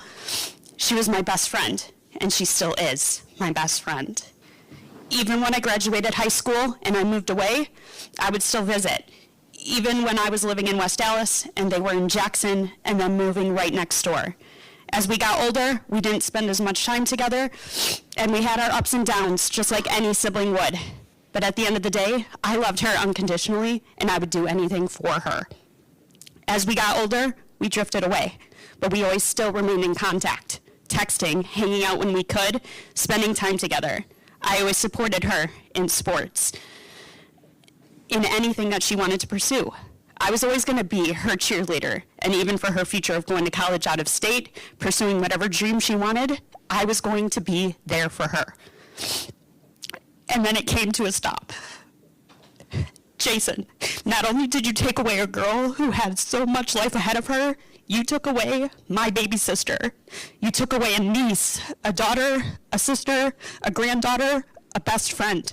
She was going to be in my bridal party. She was going to watch me get married to the love of my life. and that was taken away. She's never going to experience prom anymore. She couldn't walk in graduation or experience college. She doesn't get to be here with me as I start my new life, or be here when her brother gets to graduate high school. She won't ever get married, have her own kids, and have her own path for a bright and wonderful future that I know that she would have. I cry every day, I cry every night, I cry in the shower, I cry at work, I cry at looking at pictures of her in my wall. I cry at all the screenshots that are stuck on my husband's switch of her accidentally taking so many screenshots. I scream to the void, asking why is life not fair that her life was taken away so soon. I never wish this pain upon anyone. I have nightmares, I have breakdowns. What I would do to just be able to hear her voice one more time. Nothing I say now, whether it be directly to you or anyone, will be able to bring her back. I could scream profanities, I can sit here in a pile of hatred, wishing nothing but the worst. But if Megan were here, she wouldn't want me to do that. She would want me to pray for you. And in that, I will pray. I will pray that during your time, you think about her and you think about your life. I pray that every time you even stare at a liquor bottle, you think of her. And I pray that once everything is said and done, that you will think smarter about not getting behind the wheel while intoxicated again. I hope she lives rent-free in your brain because you took an innocent girl's life. But I pray that you learn from this while I sit here and forever grieve and pray that one day I can find peace. John 16:22. So also you have sorrow now, but I will see you again, and your hearts will rejoice, and no one will take your joy from you. Thank you very much. Thank you, Carly. Good. Lynn?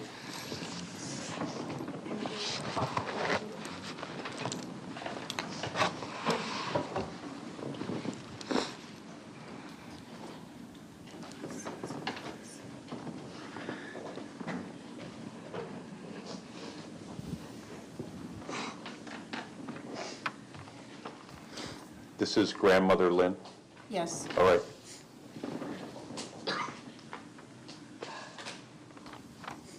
I am addressing this letter to you, Jason. Since you didn't personally know my granddaughter, Megan Voss, I would like to tell you about her.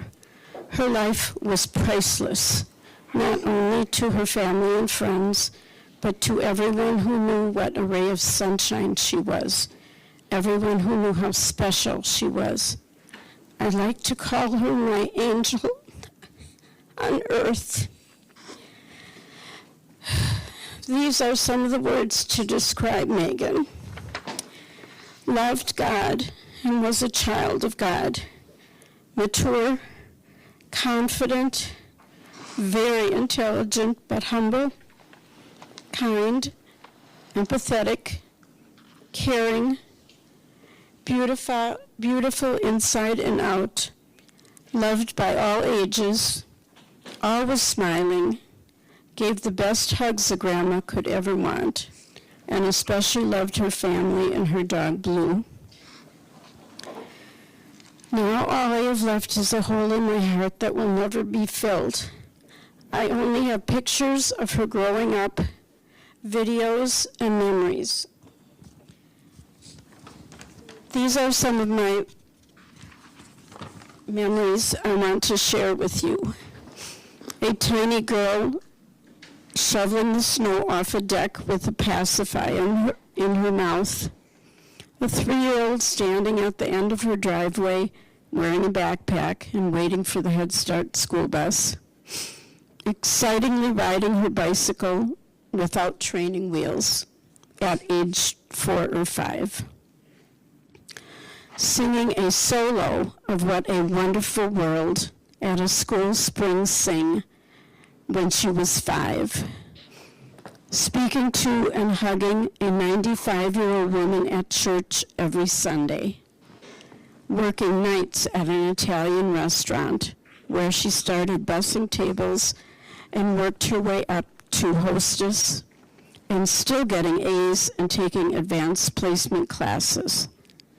loving her work as a co-op student for several chiropractors, her baseball teams, cheerleading, homecoming, and so many proms and prom court. Looking forward to beginning college in Arizona in a nursing program. Holidays with family. Family game nights. Her laughter, especially her laughter. This is what you have taken from me and my family forever. Never forget, you must be accountable for the consequences of December 30th, 2024. Your life won't be easy, but you will still have time to have a life, marriage, children, etc. Sadly, Megan won't. I hope you make use of any programs available to make you a better man. Megan would want that too. P.S.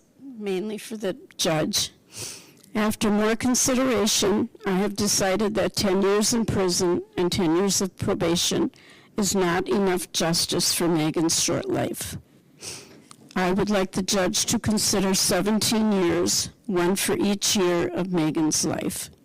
Thank you. Thank you.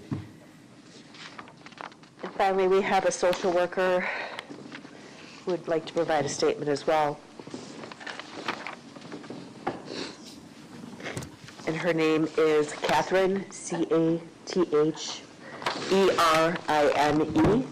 Callahan, C-A-L-L-A-H-A-N.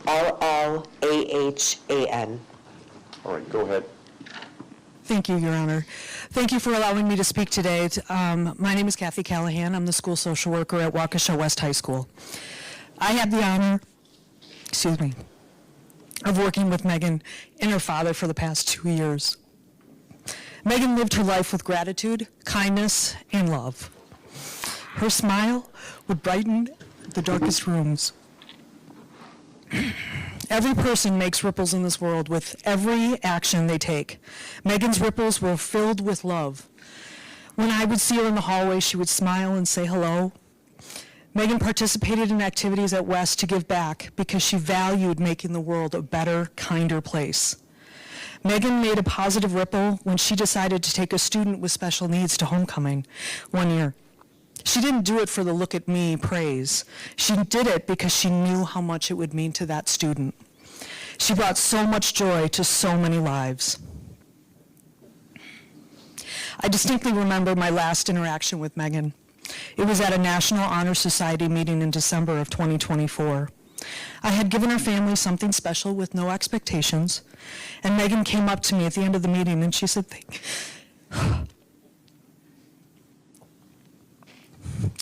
you. Mrs. Callahan, your kindness means so much to me and my family. Megan was that kind of person. She lived with gratitude. She showed those around her all the abundant love in her heart. And I remember the day after she died, sitting there listening to my own daughter play her guitar and sing her music in her room, and I just started to cry. Because those simple moments were now never going to happen again for Troy. A parent should never have to lose a child, especially at the hands of a person's dangerous, irresponsible, and lethal choices. After the crash, I had the difficult and important task of supporting all of her friends and peers. The enormity of her death on the Waukesha West community cannot be measured, and it was humbling. I spent time with so many students who shared the positive impact Megan had made on their lives. Megan listened to her peers' pain and gave them comfort. If Megan knew a friend was struggling with a situation, she might bring them a Starbucks drink or hang out with them after school. The layers of impact on her friends are many. The first is that they struggled with day-to-day life. They struggled with sleeping, eating, focusing, and they cried a lot. They also struggled with their academics, and they didn't finish their high school year with the best grades because of their loss of focus and grieving Megan. Even her classmates were negatively impacted because they had to look at an empty desk, walk by an empty locker, drive by her empty parking space, daily reminders that Megan was no longer there. A death is not just a moment of grief and then we move on. It takes weeks, months, years, riding the waves of emotions. Megan's death has left a deep scar in her friends' hearts that will never completely heal. Now, Megan's life was not without her own struggles, but she always made room in her heart for others. The impact of her death on her friends will be lifelong. My only hope for them is that they will heal to a point where they can remember Megan and the smile. Perhaps they can make their own ripples of love to make the world a better place, as Megan would have done. The question I heard the most was why? Why would someone take such a kind, generous, and loving person out of this world? A question that had an absolutely pathetic answer of a stranger making a dangerous, selfish, and lethal choice. I shouldn't be here. I shouldn't know the name Jason Zehe. He should still be a stranger to me. And I don't know Jason or his story, nor do I care. Jason's ripples that night were based on a series of dangerous, irresponsible, and lethal choices that he made. We are here today because it's Jason's time to take accountability for his dangerous and lethal actions. Jason, .249. .249 is a number I hope you never forget. That was your blood alcohol level at the time of the crash.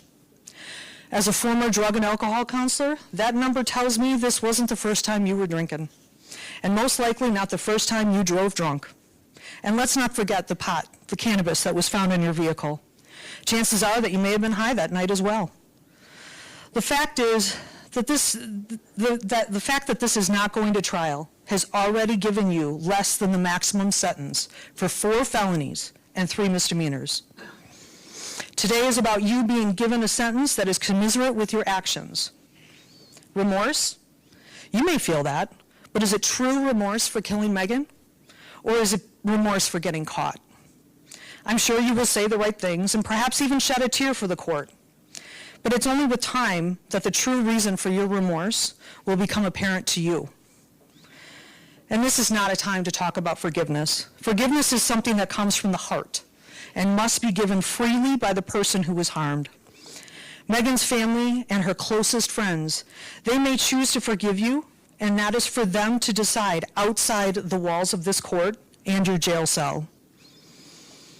Your Honor, given that Jason is already going to have a reduced sentence because of the plea deal, I'm asking that you sentence him to the maximum amount of time that you can give him. Jason's actions and ripples took a bright, shining light from this world that can never be replaced. Thank you. Thank you. And I do note, I believe that there is another victim in the audience. I would just ask Is if it a anyone... family member? It would be victim B, I believe. If anyone else would like to give a statement, I'd ask them at this time if they'd like to give a statement. And she has indicated she does not. Great. Your Honor, I would just say that in terms of the third prong, protection of the community, that I think you've heard. Again, those are statements I could never replicate and give it a sentencing argument. But this is a pattern of behavior, and there must be accountability.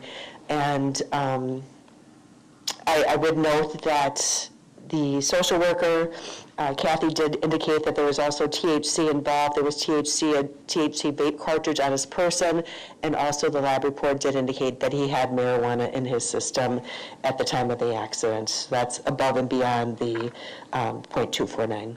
Thank you.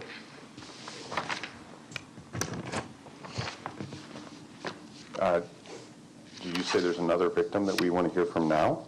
Well, there was a victim that I saw sitting on the defense, victim B, and I just asked her if she wanted to give a statement. She has indicated she does not. I misheard you. I'm sorry. I'm sorry. All right. Mr. Steinle. Judge, first of all, any statement that I make on behalf of, obviously, the defendant is not to take away from Megan, obviously, but under the law, you have to take into consideration who the defendant is, his background, and the facts and circumstances why he's sitting in court here today. So it's not to take away from Megan at all, to say this is all about him at this point. It's not about him. It's about what his punishment should be with regard to that. And Judge, like I do in most cases, I find out in like cases in Waukesha County, and there's been 7, if you will, in the last, well, going back to 2012, but then really 2017, there's been 6 of them. Just looking at the averages of what happens. Some of them are, a couple of them are low. One is just 2 in and 4 out for a 17-year-old friend that was killed as a result of it. Then there's one with 14 in and 10 out. There's 2 with 6 in and 8 out, and 1 with 7 in and 10 out. So the last one, the most recent one, Judge, in 23 was 10 in and 10 out. So the recommendation by the District Attorney's Office is what is, if you will, a reasonable sentence within what happens in the county. However, obviously there are some lowers, and I'm asking the court to consider 8 years only because I think that the 8 years in and 10 years out, only because I think that Jason Judge has gone above and beyond the call of duty, if you will, is in order to make his wrong actions right the best that he can.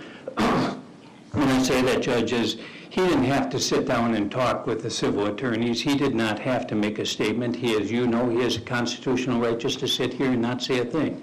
And from day one that I got into this case, Judge, in January, here he is 7 months later, taking full responsibility, not even pleading no contest, he's pleading guilty because he is guilty. And regardless of that, judges, he would do anything in his power, obviously, to try to right the wrong that he created. And it's his conduct that brought him here. There's no question about it. But I'll get into the facts and circumstances, as Ms. Basie did, why we're here. I can tell the court that you know from the plea questionnaire, Judge, he's 19 years old. He's a lifelong resident of this area, Judge. He went to high school, as you've indicated in my sentencing memorandum, Judge, is that he graduated early. He had all AP classes, very intelligent young man. Didn't want to go to college. He had a scholarship because he wanted to go into the trades. He wanted to become an electrician. And he was studying in an apprenticeship to become an electrician, Judge. He is single, he has no children. He's been with victim B, who's in court here for the last 4 years. He was working, Judge. He was working at the time. He had multiple jobs, as indicated in my sentencing memorandum, but recently, Judge, he's had several jobs in the electrical field, latest being Wilkie Electric in Big Bend, which obviously that was his passion, honestly. He wanted just to be an electrician. That's what he wanted in his life. His mother and dad are not together, Judge, but they're both in court today. They're both very much on the same page. When I say that, it's just because they're not together does not mean that they're not on the same page with regard to both his upbringing and other siblings' upbringing, Judge. They're very much in support, but as you read from the letters, there's a history of abuse in both of them and readily admitted to it. And I don't know whether, and we can argue until we're blue in the face as to whether or not the defendant's alcoholism and his AODA issues are a result of being hereditary or learned behavior. I don't know the answer to that, but clearly that contributed to this. What also contributed, Judge, is as Ms. Basie said, that maybe there were these other incidences, and I say maybe there were the other incidences, but her words were the accumulation of these incidences puts him here. I take it one step further, Judge, is that they were all contributed by victim B's family and her mother. How, in that statement, if it's believed, and there's no reason to not believe it, Judge, is he has drank to excess in that house over 100 times for over the last 4 years, since 15 years of age. What adult allows 15, 16, 17, 18, 19-year-olds in order to, honestly, drink to excess and allow them to get into a car and go? I can't fathom an adult doing that and allowing it to happen. And the incidents that Ms. Basie said is what is the common factor in all of that? It's the mother feeding them alcohol every single time. And what's even more outrageous, Judge, is that since this incident, Victim B has picked up another drunk driving where she was drinking with her mother at home and had to go to WCTC and cracked up her car and has an OWI case. They still don't learn. I just don't, I'm not taking away from the defendant's conduct. He is criminally responsible, there's no question about it. But he's 19 years of age, Judge. They say that the young man's brain is not even fully developed until 25. And you're being fed this by an adult, and then dad comes home because he gets upset because mom's giving the liquor to the kids, and he gets upset on more than one occasion and kicks him out and tells him to drive, get out of my property, leave here. Doesn't say, go call somebody, doesn't say, call the cops and say, this kid's drunk and drinking in my house, nothing like that. And as a matter of fact, when he cracks up the car and puts it in the cornfield, and both of them, they cover for him. Absolutely cover for him and hire a lawyer for him. The judge, it's conduct that is just unbelievable to me that something like this is happening. And of course, we're in court right now because an adult didn't stop it. And again, I'm not trying to take away from what he did. He did, and he's taken full responsibility. From day one in January when I talked to him, Judge, he wanted to plead guilty. He just wanted to come in and plead guilty to every charge if necessary, but that's not how the cases go. I mean, I have to investigate the case, but I do have to say that in all these cases that I've done in the 40 years, this is probably about the quickest plea. And it's because I was able to look at the facts of the case. I was able to look at his defenses. I was able to sit down and make sure that the car was functioning properly, which would have been a defense of the car. And at the end of the day is he's here accepting his responsibility. And I did put in those skid marks, Judge, and I'm not denying the fact that the truck was going 66 or 69 miles an hour, whatever it was, Judge, but it's an old farm truck. It's an old heavy truck, and he did try to skid, and he did try at the last minute to stop. But it just took a lot for that car to stop. And unquestionably, Judge, Ms. Basie indicates that the car very well could, or the truck very well could have been going faster. I don't know the answer to that because obviously we don't have the science on the weight of the car and everything like that. But the long and short of it is he did try. There's no question he tried. But again, he should not have been behind the wheel with regard to it. He's a young man, Judge, with no prior record. He does have the OWI that was dismissed. It's gone into, I'm not going to beat a dead horse on that, but he has no prior record, at least a criminal record going through the system. I don't believe he's a violent person. He does have a pattern, if you will, of maybe you could say criminal activity of drinking and driving. There's no question about it. But again, it's brought upon by an adult who's feeding him and sending him on his way with regard to it. So clearly not an isolated incident, and there's obviously, we're in court today for that conduct and series of conducts with regard to it. But again, Judge, I can tell you that he's accepting responsibility from day one. He has always said that he would be held accountable for it, and he will. I think what his attitude, Judge, is I need to obviously work on myself and get myself better too. That's why I indicated all those certificates and courses that he's done within the jail. And people can say you're just doing that to make you look good in front of the judge. That's not true, because I have all kinds of people that have been incarcerated that don't do a thing. They just sit in a cell day after day after day. And he indicates that, in fact, for some reason you unmuted Ms. Voss. If you may want to mute, there you go. Well, in prison, and clearly he knew from day one that he was going to prison, but his attitude is, how can I make myself better in prison? And he continues, if you will, he will continue in his apprenticeship and hopefully within the prison system. So, Judge, I'm here to say that he's extremely remorseful. You've read his letter with regard to it. I don't know if emotionally he's going to talk today or not. But I can tell the court that I believe that he is the personification of acceptance in a case like this, and that's why I'm asking for the extra, if you will, the 8 years instead of 10 years, because I don't know that I've ever had anybody accepting responsibility as much as he has and as cooperative as he has in this case, both with this case and the civil case. His actions warrant a prison sentence. There's no question But I can tell the court that he can conform his conduct to the requirements of law. I think that the conditions of his supervised release and the probation that is recommended to you by the state, with those conditions, Judge, he can prove to the court that he has the capacity to live with those. If not, obviously, he'll go back to prison for 10 years if he can't do it.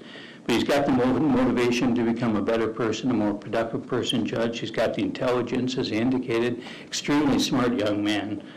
He just needs to stay away from negative influences, obviously, victim B and victim V's parents, and that whole, if you will, the partying attitude that young people have nowadays. He's made a conscious effort, Judge, to change his life. Obviously, the felony is going to impact his life for the rest of his life. He has serious, if you will, supervised release needs as well as probationary needs. I just don't think that, honestly, an 18-year sentence, and I'm recommending, Judge, will unduly depreciate the seriousness of this case. So in all those instances, or I'm sorry, I lost my train of thought, but I'm given those factors. Yeah. I'll start over. Judge, what I'm trying to say is he's just a young man leading kind of an unfocused life, but you would think that there would be focus with the people in his life in the case, and it wasn't, Judge. So for all those reasons, I'm asking you to sentence him to the 18 years as opposed to the 20 years. Thank you. Mr. Zehe, you have the opportunity to address the court before I impose my sentence. Is there anything you'd like to say? Yes. First, I'd like to start by saying I'm sincerely sorry. There aren't enough words to say how sorry I truly am.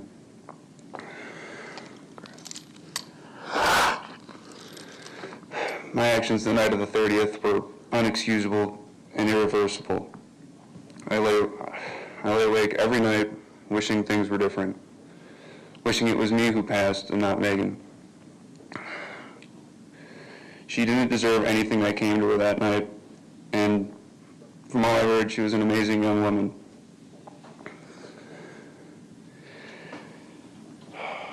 Sorry.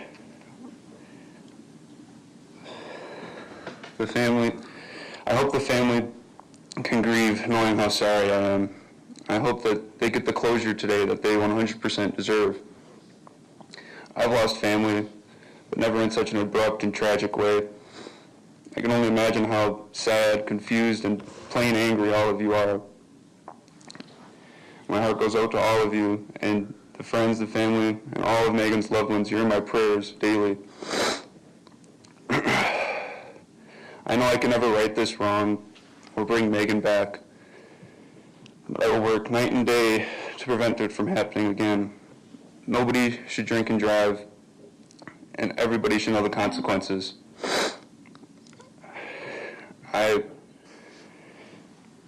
I'm not asking to be forgiven today, because I can't even forgive myself.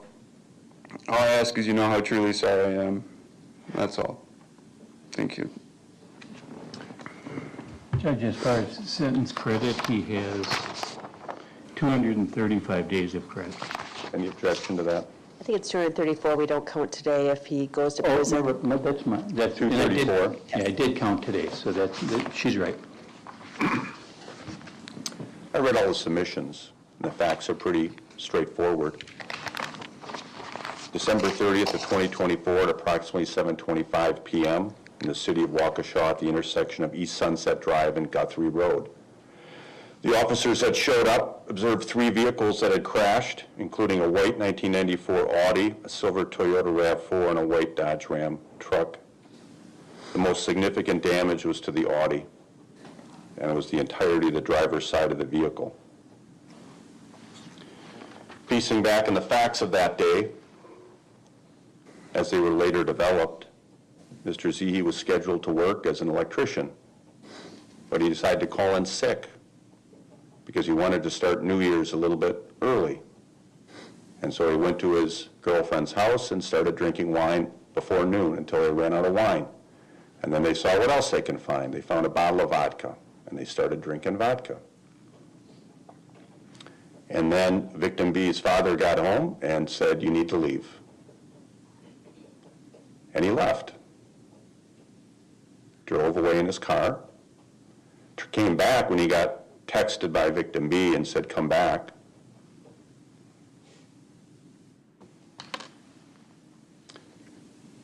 Victim B gave a statement about all that, what I just talked about. According to victim B, the defendant was driving around the city and a sedan was driving next to him, and he was beginning to race that sedan and going approximately 50 miles an hour on a 35. That's according to victim B. Obviously, we know some of the more detailed facts. We heard from victim C, who witnessed this uninjured and gave a statement at the time that the white Dodge Ram pickup truck was going eastbound on Sunset Drive very fast and flashing his brights as if to alert people to get out of the way, that he wasn't intending to stop. The Audi was going northbound on Guthrie, stopped at the stop sign and started to proceed through the intersection. Victim C, Donald, noted that it was the Audi's turn to proceed through the intersection.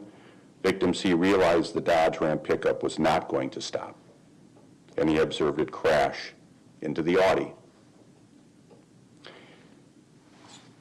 In the discussions, as it was talked about by the state, Mr. Z, he first lied, saying he wasn't drinking. He did state that he was at his girlfriend's parents and he got drunk, and they knew he was drunk and they forced him to leave. There was also a THV vape located in the back of his pocket. His BAC was a .249. A lot of these facts come from the complaint. Some of it comes from other statements and submissions made. The most difficult and chilling statement,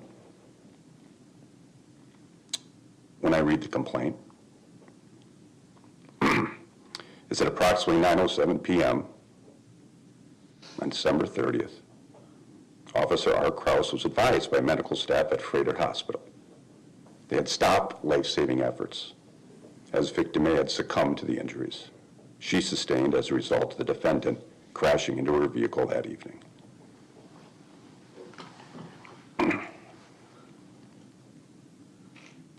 Mr. Z is guilty of homicide by intoxicated use of a vehicle. It's a Class D felony. The maximum sentence is a bifurcated sentence of 25 years in prison, 15 years of initial confinement, and 10 years of extended supervision. He's also guilty of second-degree recklessly endangering safety. That's a Class G felony. The maximum sentence is 10 years in prison, 5 years initial confinement, 5 years of extended supervision. I'm obliged under the law to impose the minimum amount of confinement necessary to satisfy and address these three factors: the protection of the community, the gravity of the offense, and the character and rehabilitation needs of the defendant. When I first became a judge, one of my colleagues says it's the 3 C's. It's the crime, the criminal, and the community. The first consideration, generally probation. No one's talking about probation in this case. These basic facts and legal principles recite what happened and the crimes that occurred that night, but they do nothing to outline the tragedy impacting the lives and families of those involved in the crash. The submissions help me understand what really happened, the impact to the family, the loss, and it's only in this way that I can truly understand the gravity of the offense and the crimes. Who was Megan? I read the impact statements, and a lot of the words that jumped out that several people used, and I don't think there was any coordination among anybody. Angel came up a lot, and it was used today. I heard from Catherine and Rick, who Rick was a pastor at Megan's church, that she was eager for church activities, that she would go to church on her own. Even if she couldn't get a ride, she'd ride her bike to church. And their child was fighting osteocarcinoma bone cancer, and she was a companion to him. And they both say they want the maximum sentence. Justice served to the fullest extent. I heard from Ava, who's a friend. She said, grief creeps into the quietest corners of my life. The memories that used to bring joy now sting with unbearable absence. This jumped out at me. This was unexpected and preventable. She said, "There are no words strong enough to explain the pain Megan's death has caused, but I hope this statement helps you understand even a fraction of it. I hope it makes it clear that the choices made that night did not just take 2 lives, they shattered dozens and continued to do so. And if justice means anything, it should mean doing everything possible to make sure this never happens again." I heard from Aunt Jilly, who called her an angel. She was the brightest light in my life since the day she was born. We'll be reminded of her absence on every holiday and family gathering. We will struggle between celebrating and grieving. He stole her high school and college graduation, her career, her wedding, her babies, and all of her birthdays. He stole tremendous light and love from this world. So in my heart, I believe he deserves the maximum sentence allowed for each charge. One friend just submitted something anonymously, didn't sign it. Megan had a voice you could hear and know who it was, and it carried weight, even though she physically didn't.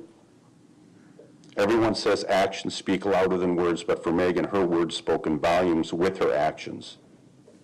In times when I hung my head low or turned away from a crowd, Megan was there to ensure your head would rise by the end of the day. She left no soul untouched when she passed, as she would always greet anyone she'd meet, asking them how they were. You couldn't help but open your heart to her as she wore hers proudly on her sleeve. I heard from Haley, who said she would have been a great mom, a great aunt, a great nurse. She would have been amazing. But you took away someone's future. You took away so much of people's happiness, all because you chose to be reckless. Kai said she was the only person who I could say was genuinely kind to others without wishing for anything in return every single time.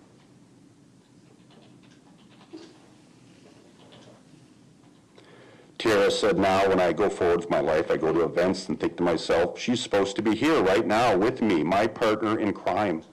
But whenever I think about it, I know that Megan would want me to be happy, to tell her story as the girl who is the kindest person that you'd ever meet, who would go out of her way to make you smile, or even stop the congested flow of the hallways during passing time at school, just to walk across the hallway to walk with me to our next class.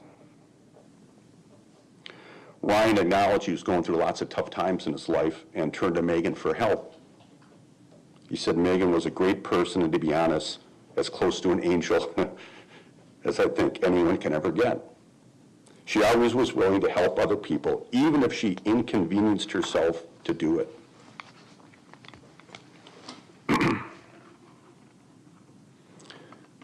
This was one of my favorites. Brenna talked about attending Mamma Mia at the drive-in last summer. At some point, Megan jumped out of the car at the first note of Dancing Queen, and reaching for my hand to join her, she swayed and twirled to the rest of the song, not a care in the world. Her absence has left many with a hole in their life.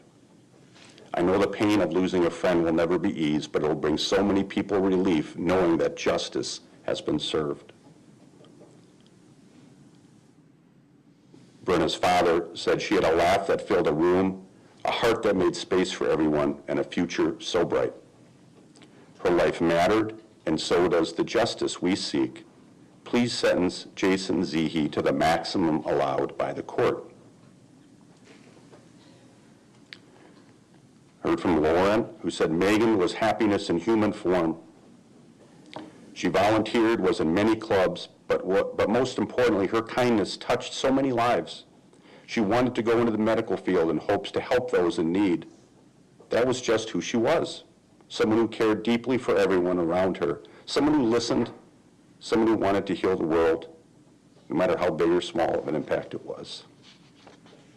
I can only hope that her story is heard by many, and hopefully this will stop people from getting behind the wheel while intoxicated. Of the 7 that you talked about, Mr. Steinley, that have happened in this county in the last years since 2017, 2 of them were mine. And they're the toughest cases I've ever had, just like this one is. And the letters that I hear from the victim's family, are very reminiscent of the letters that I hear today. They want justice. They want to fill a void in their life because they have suffered such an extraordinary loss. The void, that hole, any loss of a loved one leaves that void. But the void is greater when the loved one is taken unjustly, untimely, unfairly. It's what Ava said. This was unexpected and preventable. That's what makes the void so hard to fill. Many people think they can fill the void by receiving justice from the court. They ask for justice as a form of healing to help them recover. There's some truth in that. And I hope my sentence and disposition of this case can provide some form of closure for the family that the funeral practically couldn't give because of the pendency of this case. But what is justice? Many victims harmed by criminals believe that justice necessarily is the maximum sentence. Anything less is a travesty. They believe that the more punishment the criminal receives and the more the criminal suffers with my sentence, the better they will feel. It will heal their pain, fill their great void left by the loss, and brace them for a future without their loved one. I submit that a sentence predicated upon punishment and revenge has little chance of filling the void. The best way to fill the void is to structure a sentence that honors the memory of the person lost. With your help, I've gotten to know Megan to a certain extent and the type of person that she was. If Megan can come down and advise me what justice requires in this case, what would she say? Would there be no mercy for Jason? If she was here guiding me in this difficult decision, would she want the maximum sentence permitted by law? And again, I've heard from you. I've heard from some of the people today. I heard from Ava. Megan was an incredibly forgiving person. If she were here, I believe she would forgive Mr. Zehe, but she also would demand change. Kai said, to hate someone is a disrespect to Megan's goodwill and character. If she was still around, I know that she would forgive him, and it makes me realize how much I still have to live up to her memory. I want to hate him, but Megan's memory will only allow me to forgive him. And I hope that everyone who has been affected this will find a way to forgive him as well, for Megan's sake. Ryan, I kind of close with this from Ryan. Because her life was cut short, I need to honor her and follow in her footsteps, even though it's hard. The hardest part, I think, is forgiveness.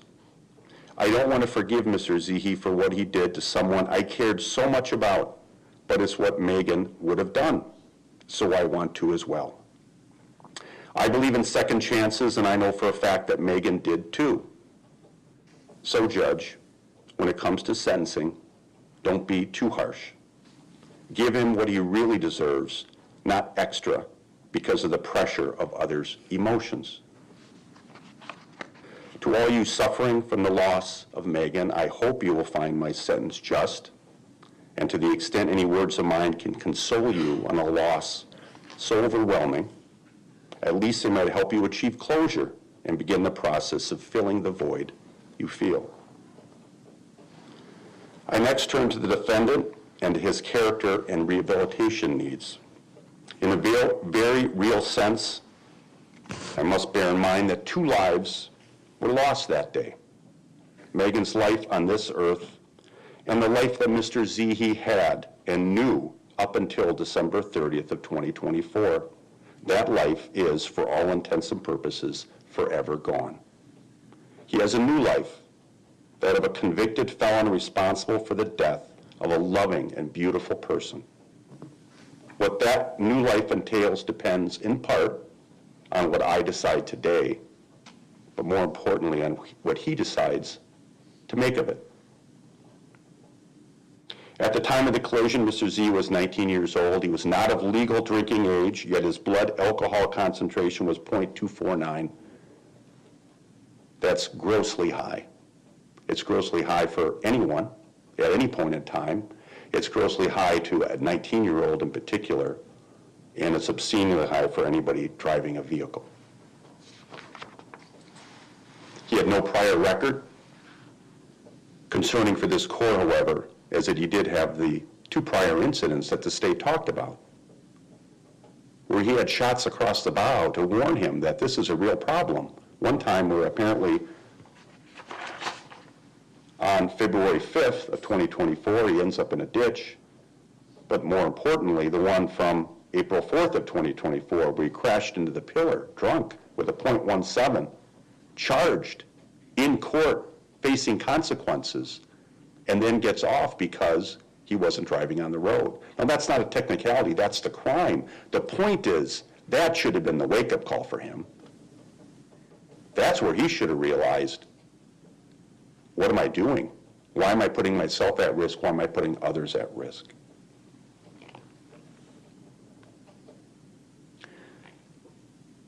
His own submissions talk about the many times prior to this that he consumed, up to 100 times.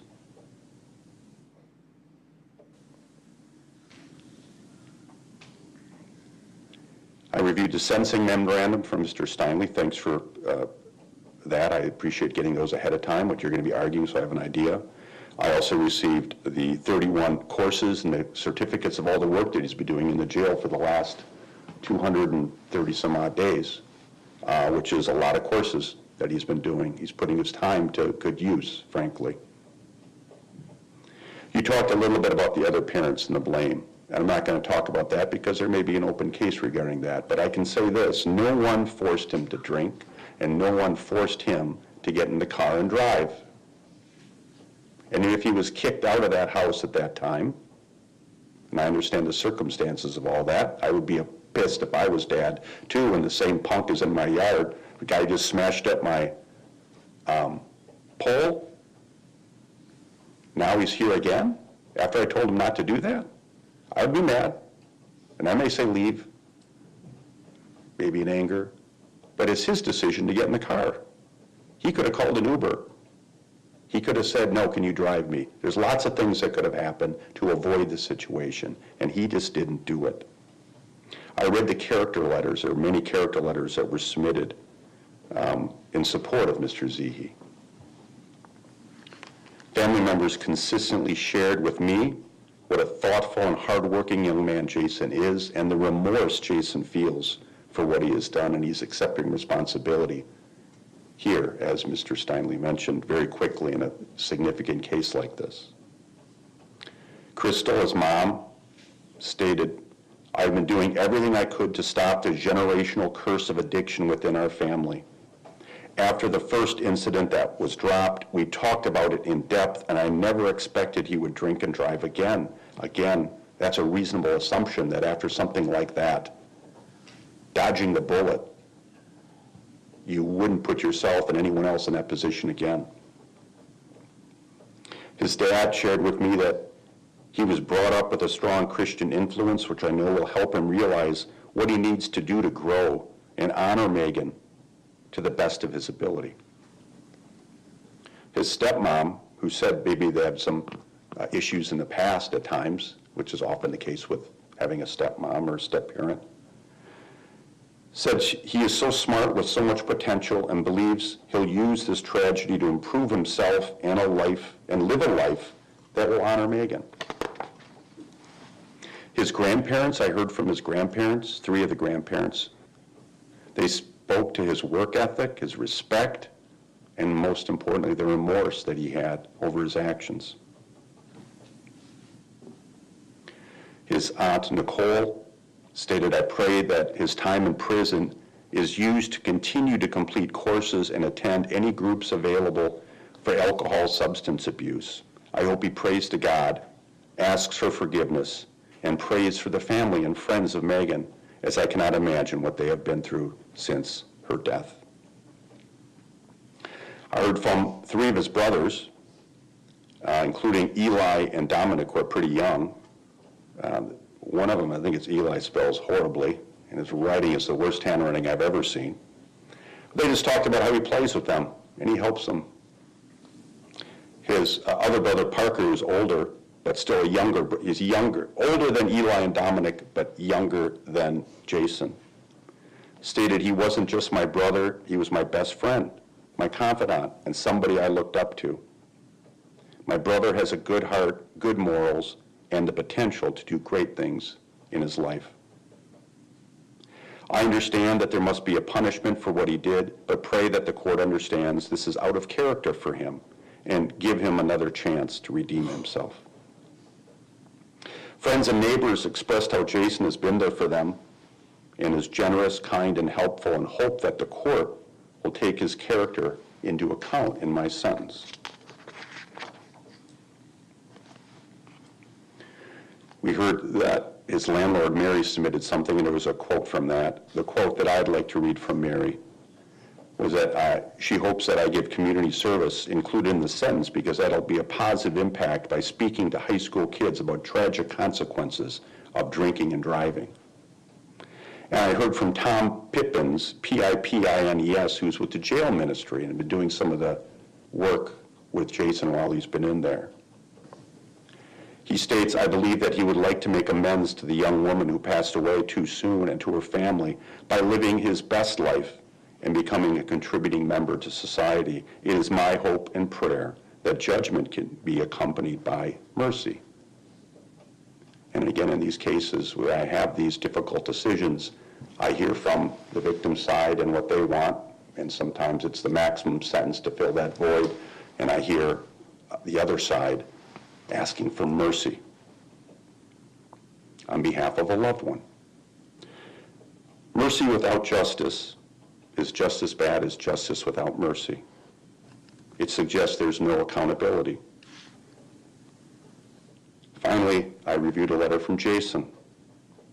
In that letter, he accepts full responsibility and expressed his deep remorse for his actions, understands how his actions have left a dark abyss in this community, his words, but vows to help others see how wrong drinking and driving is.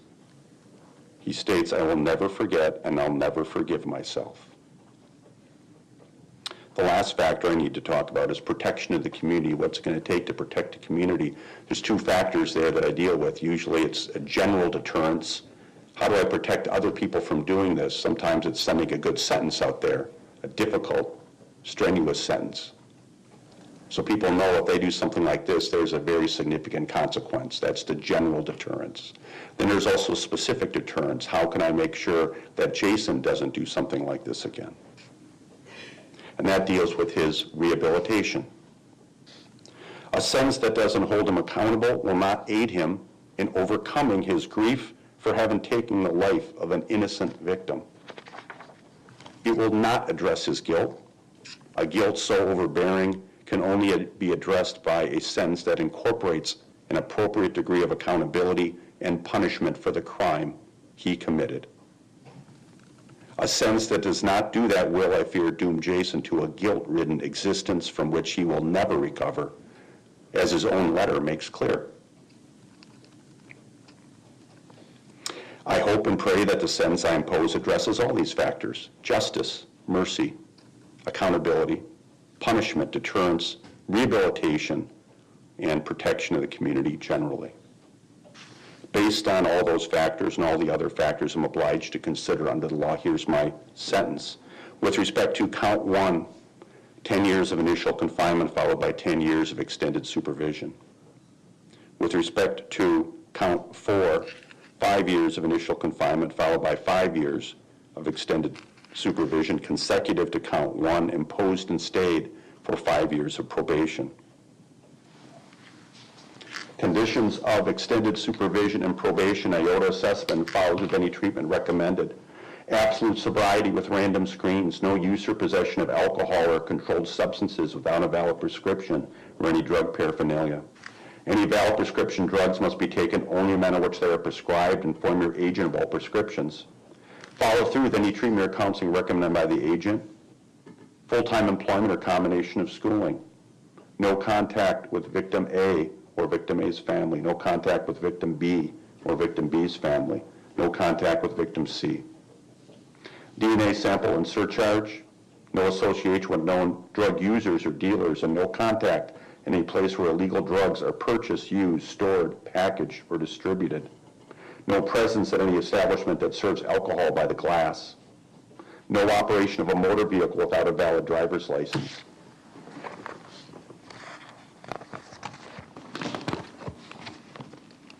$200 hours of community service performed at the direction of the probation agent. That may be speaking at victim impact panels, which are a very beneficial thing we have in our community, to let people know the consequences of their actions. And I think that would be a way to honor Megan to make sure this doesn't happen again.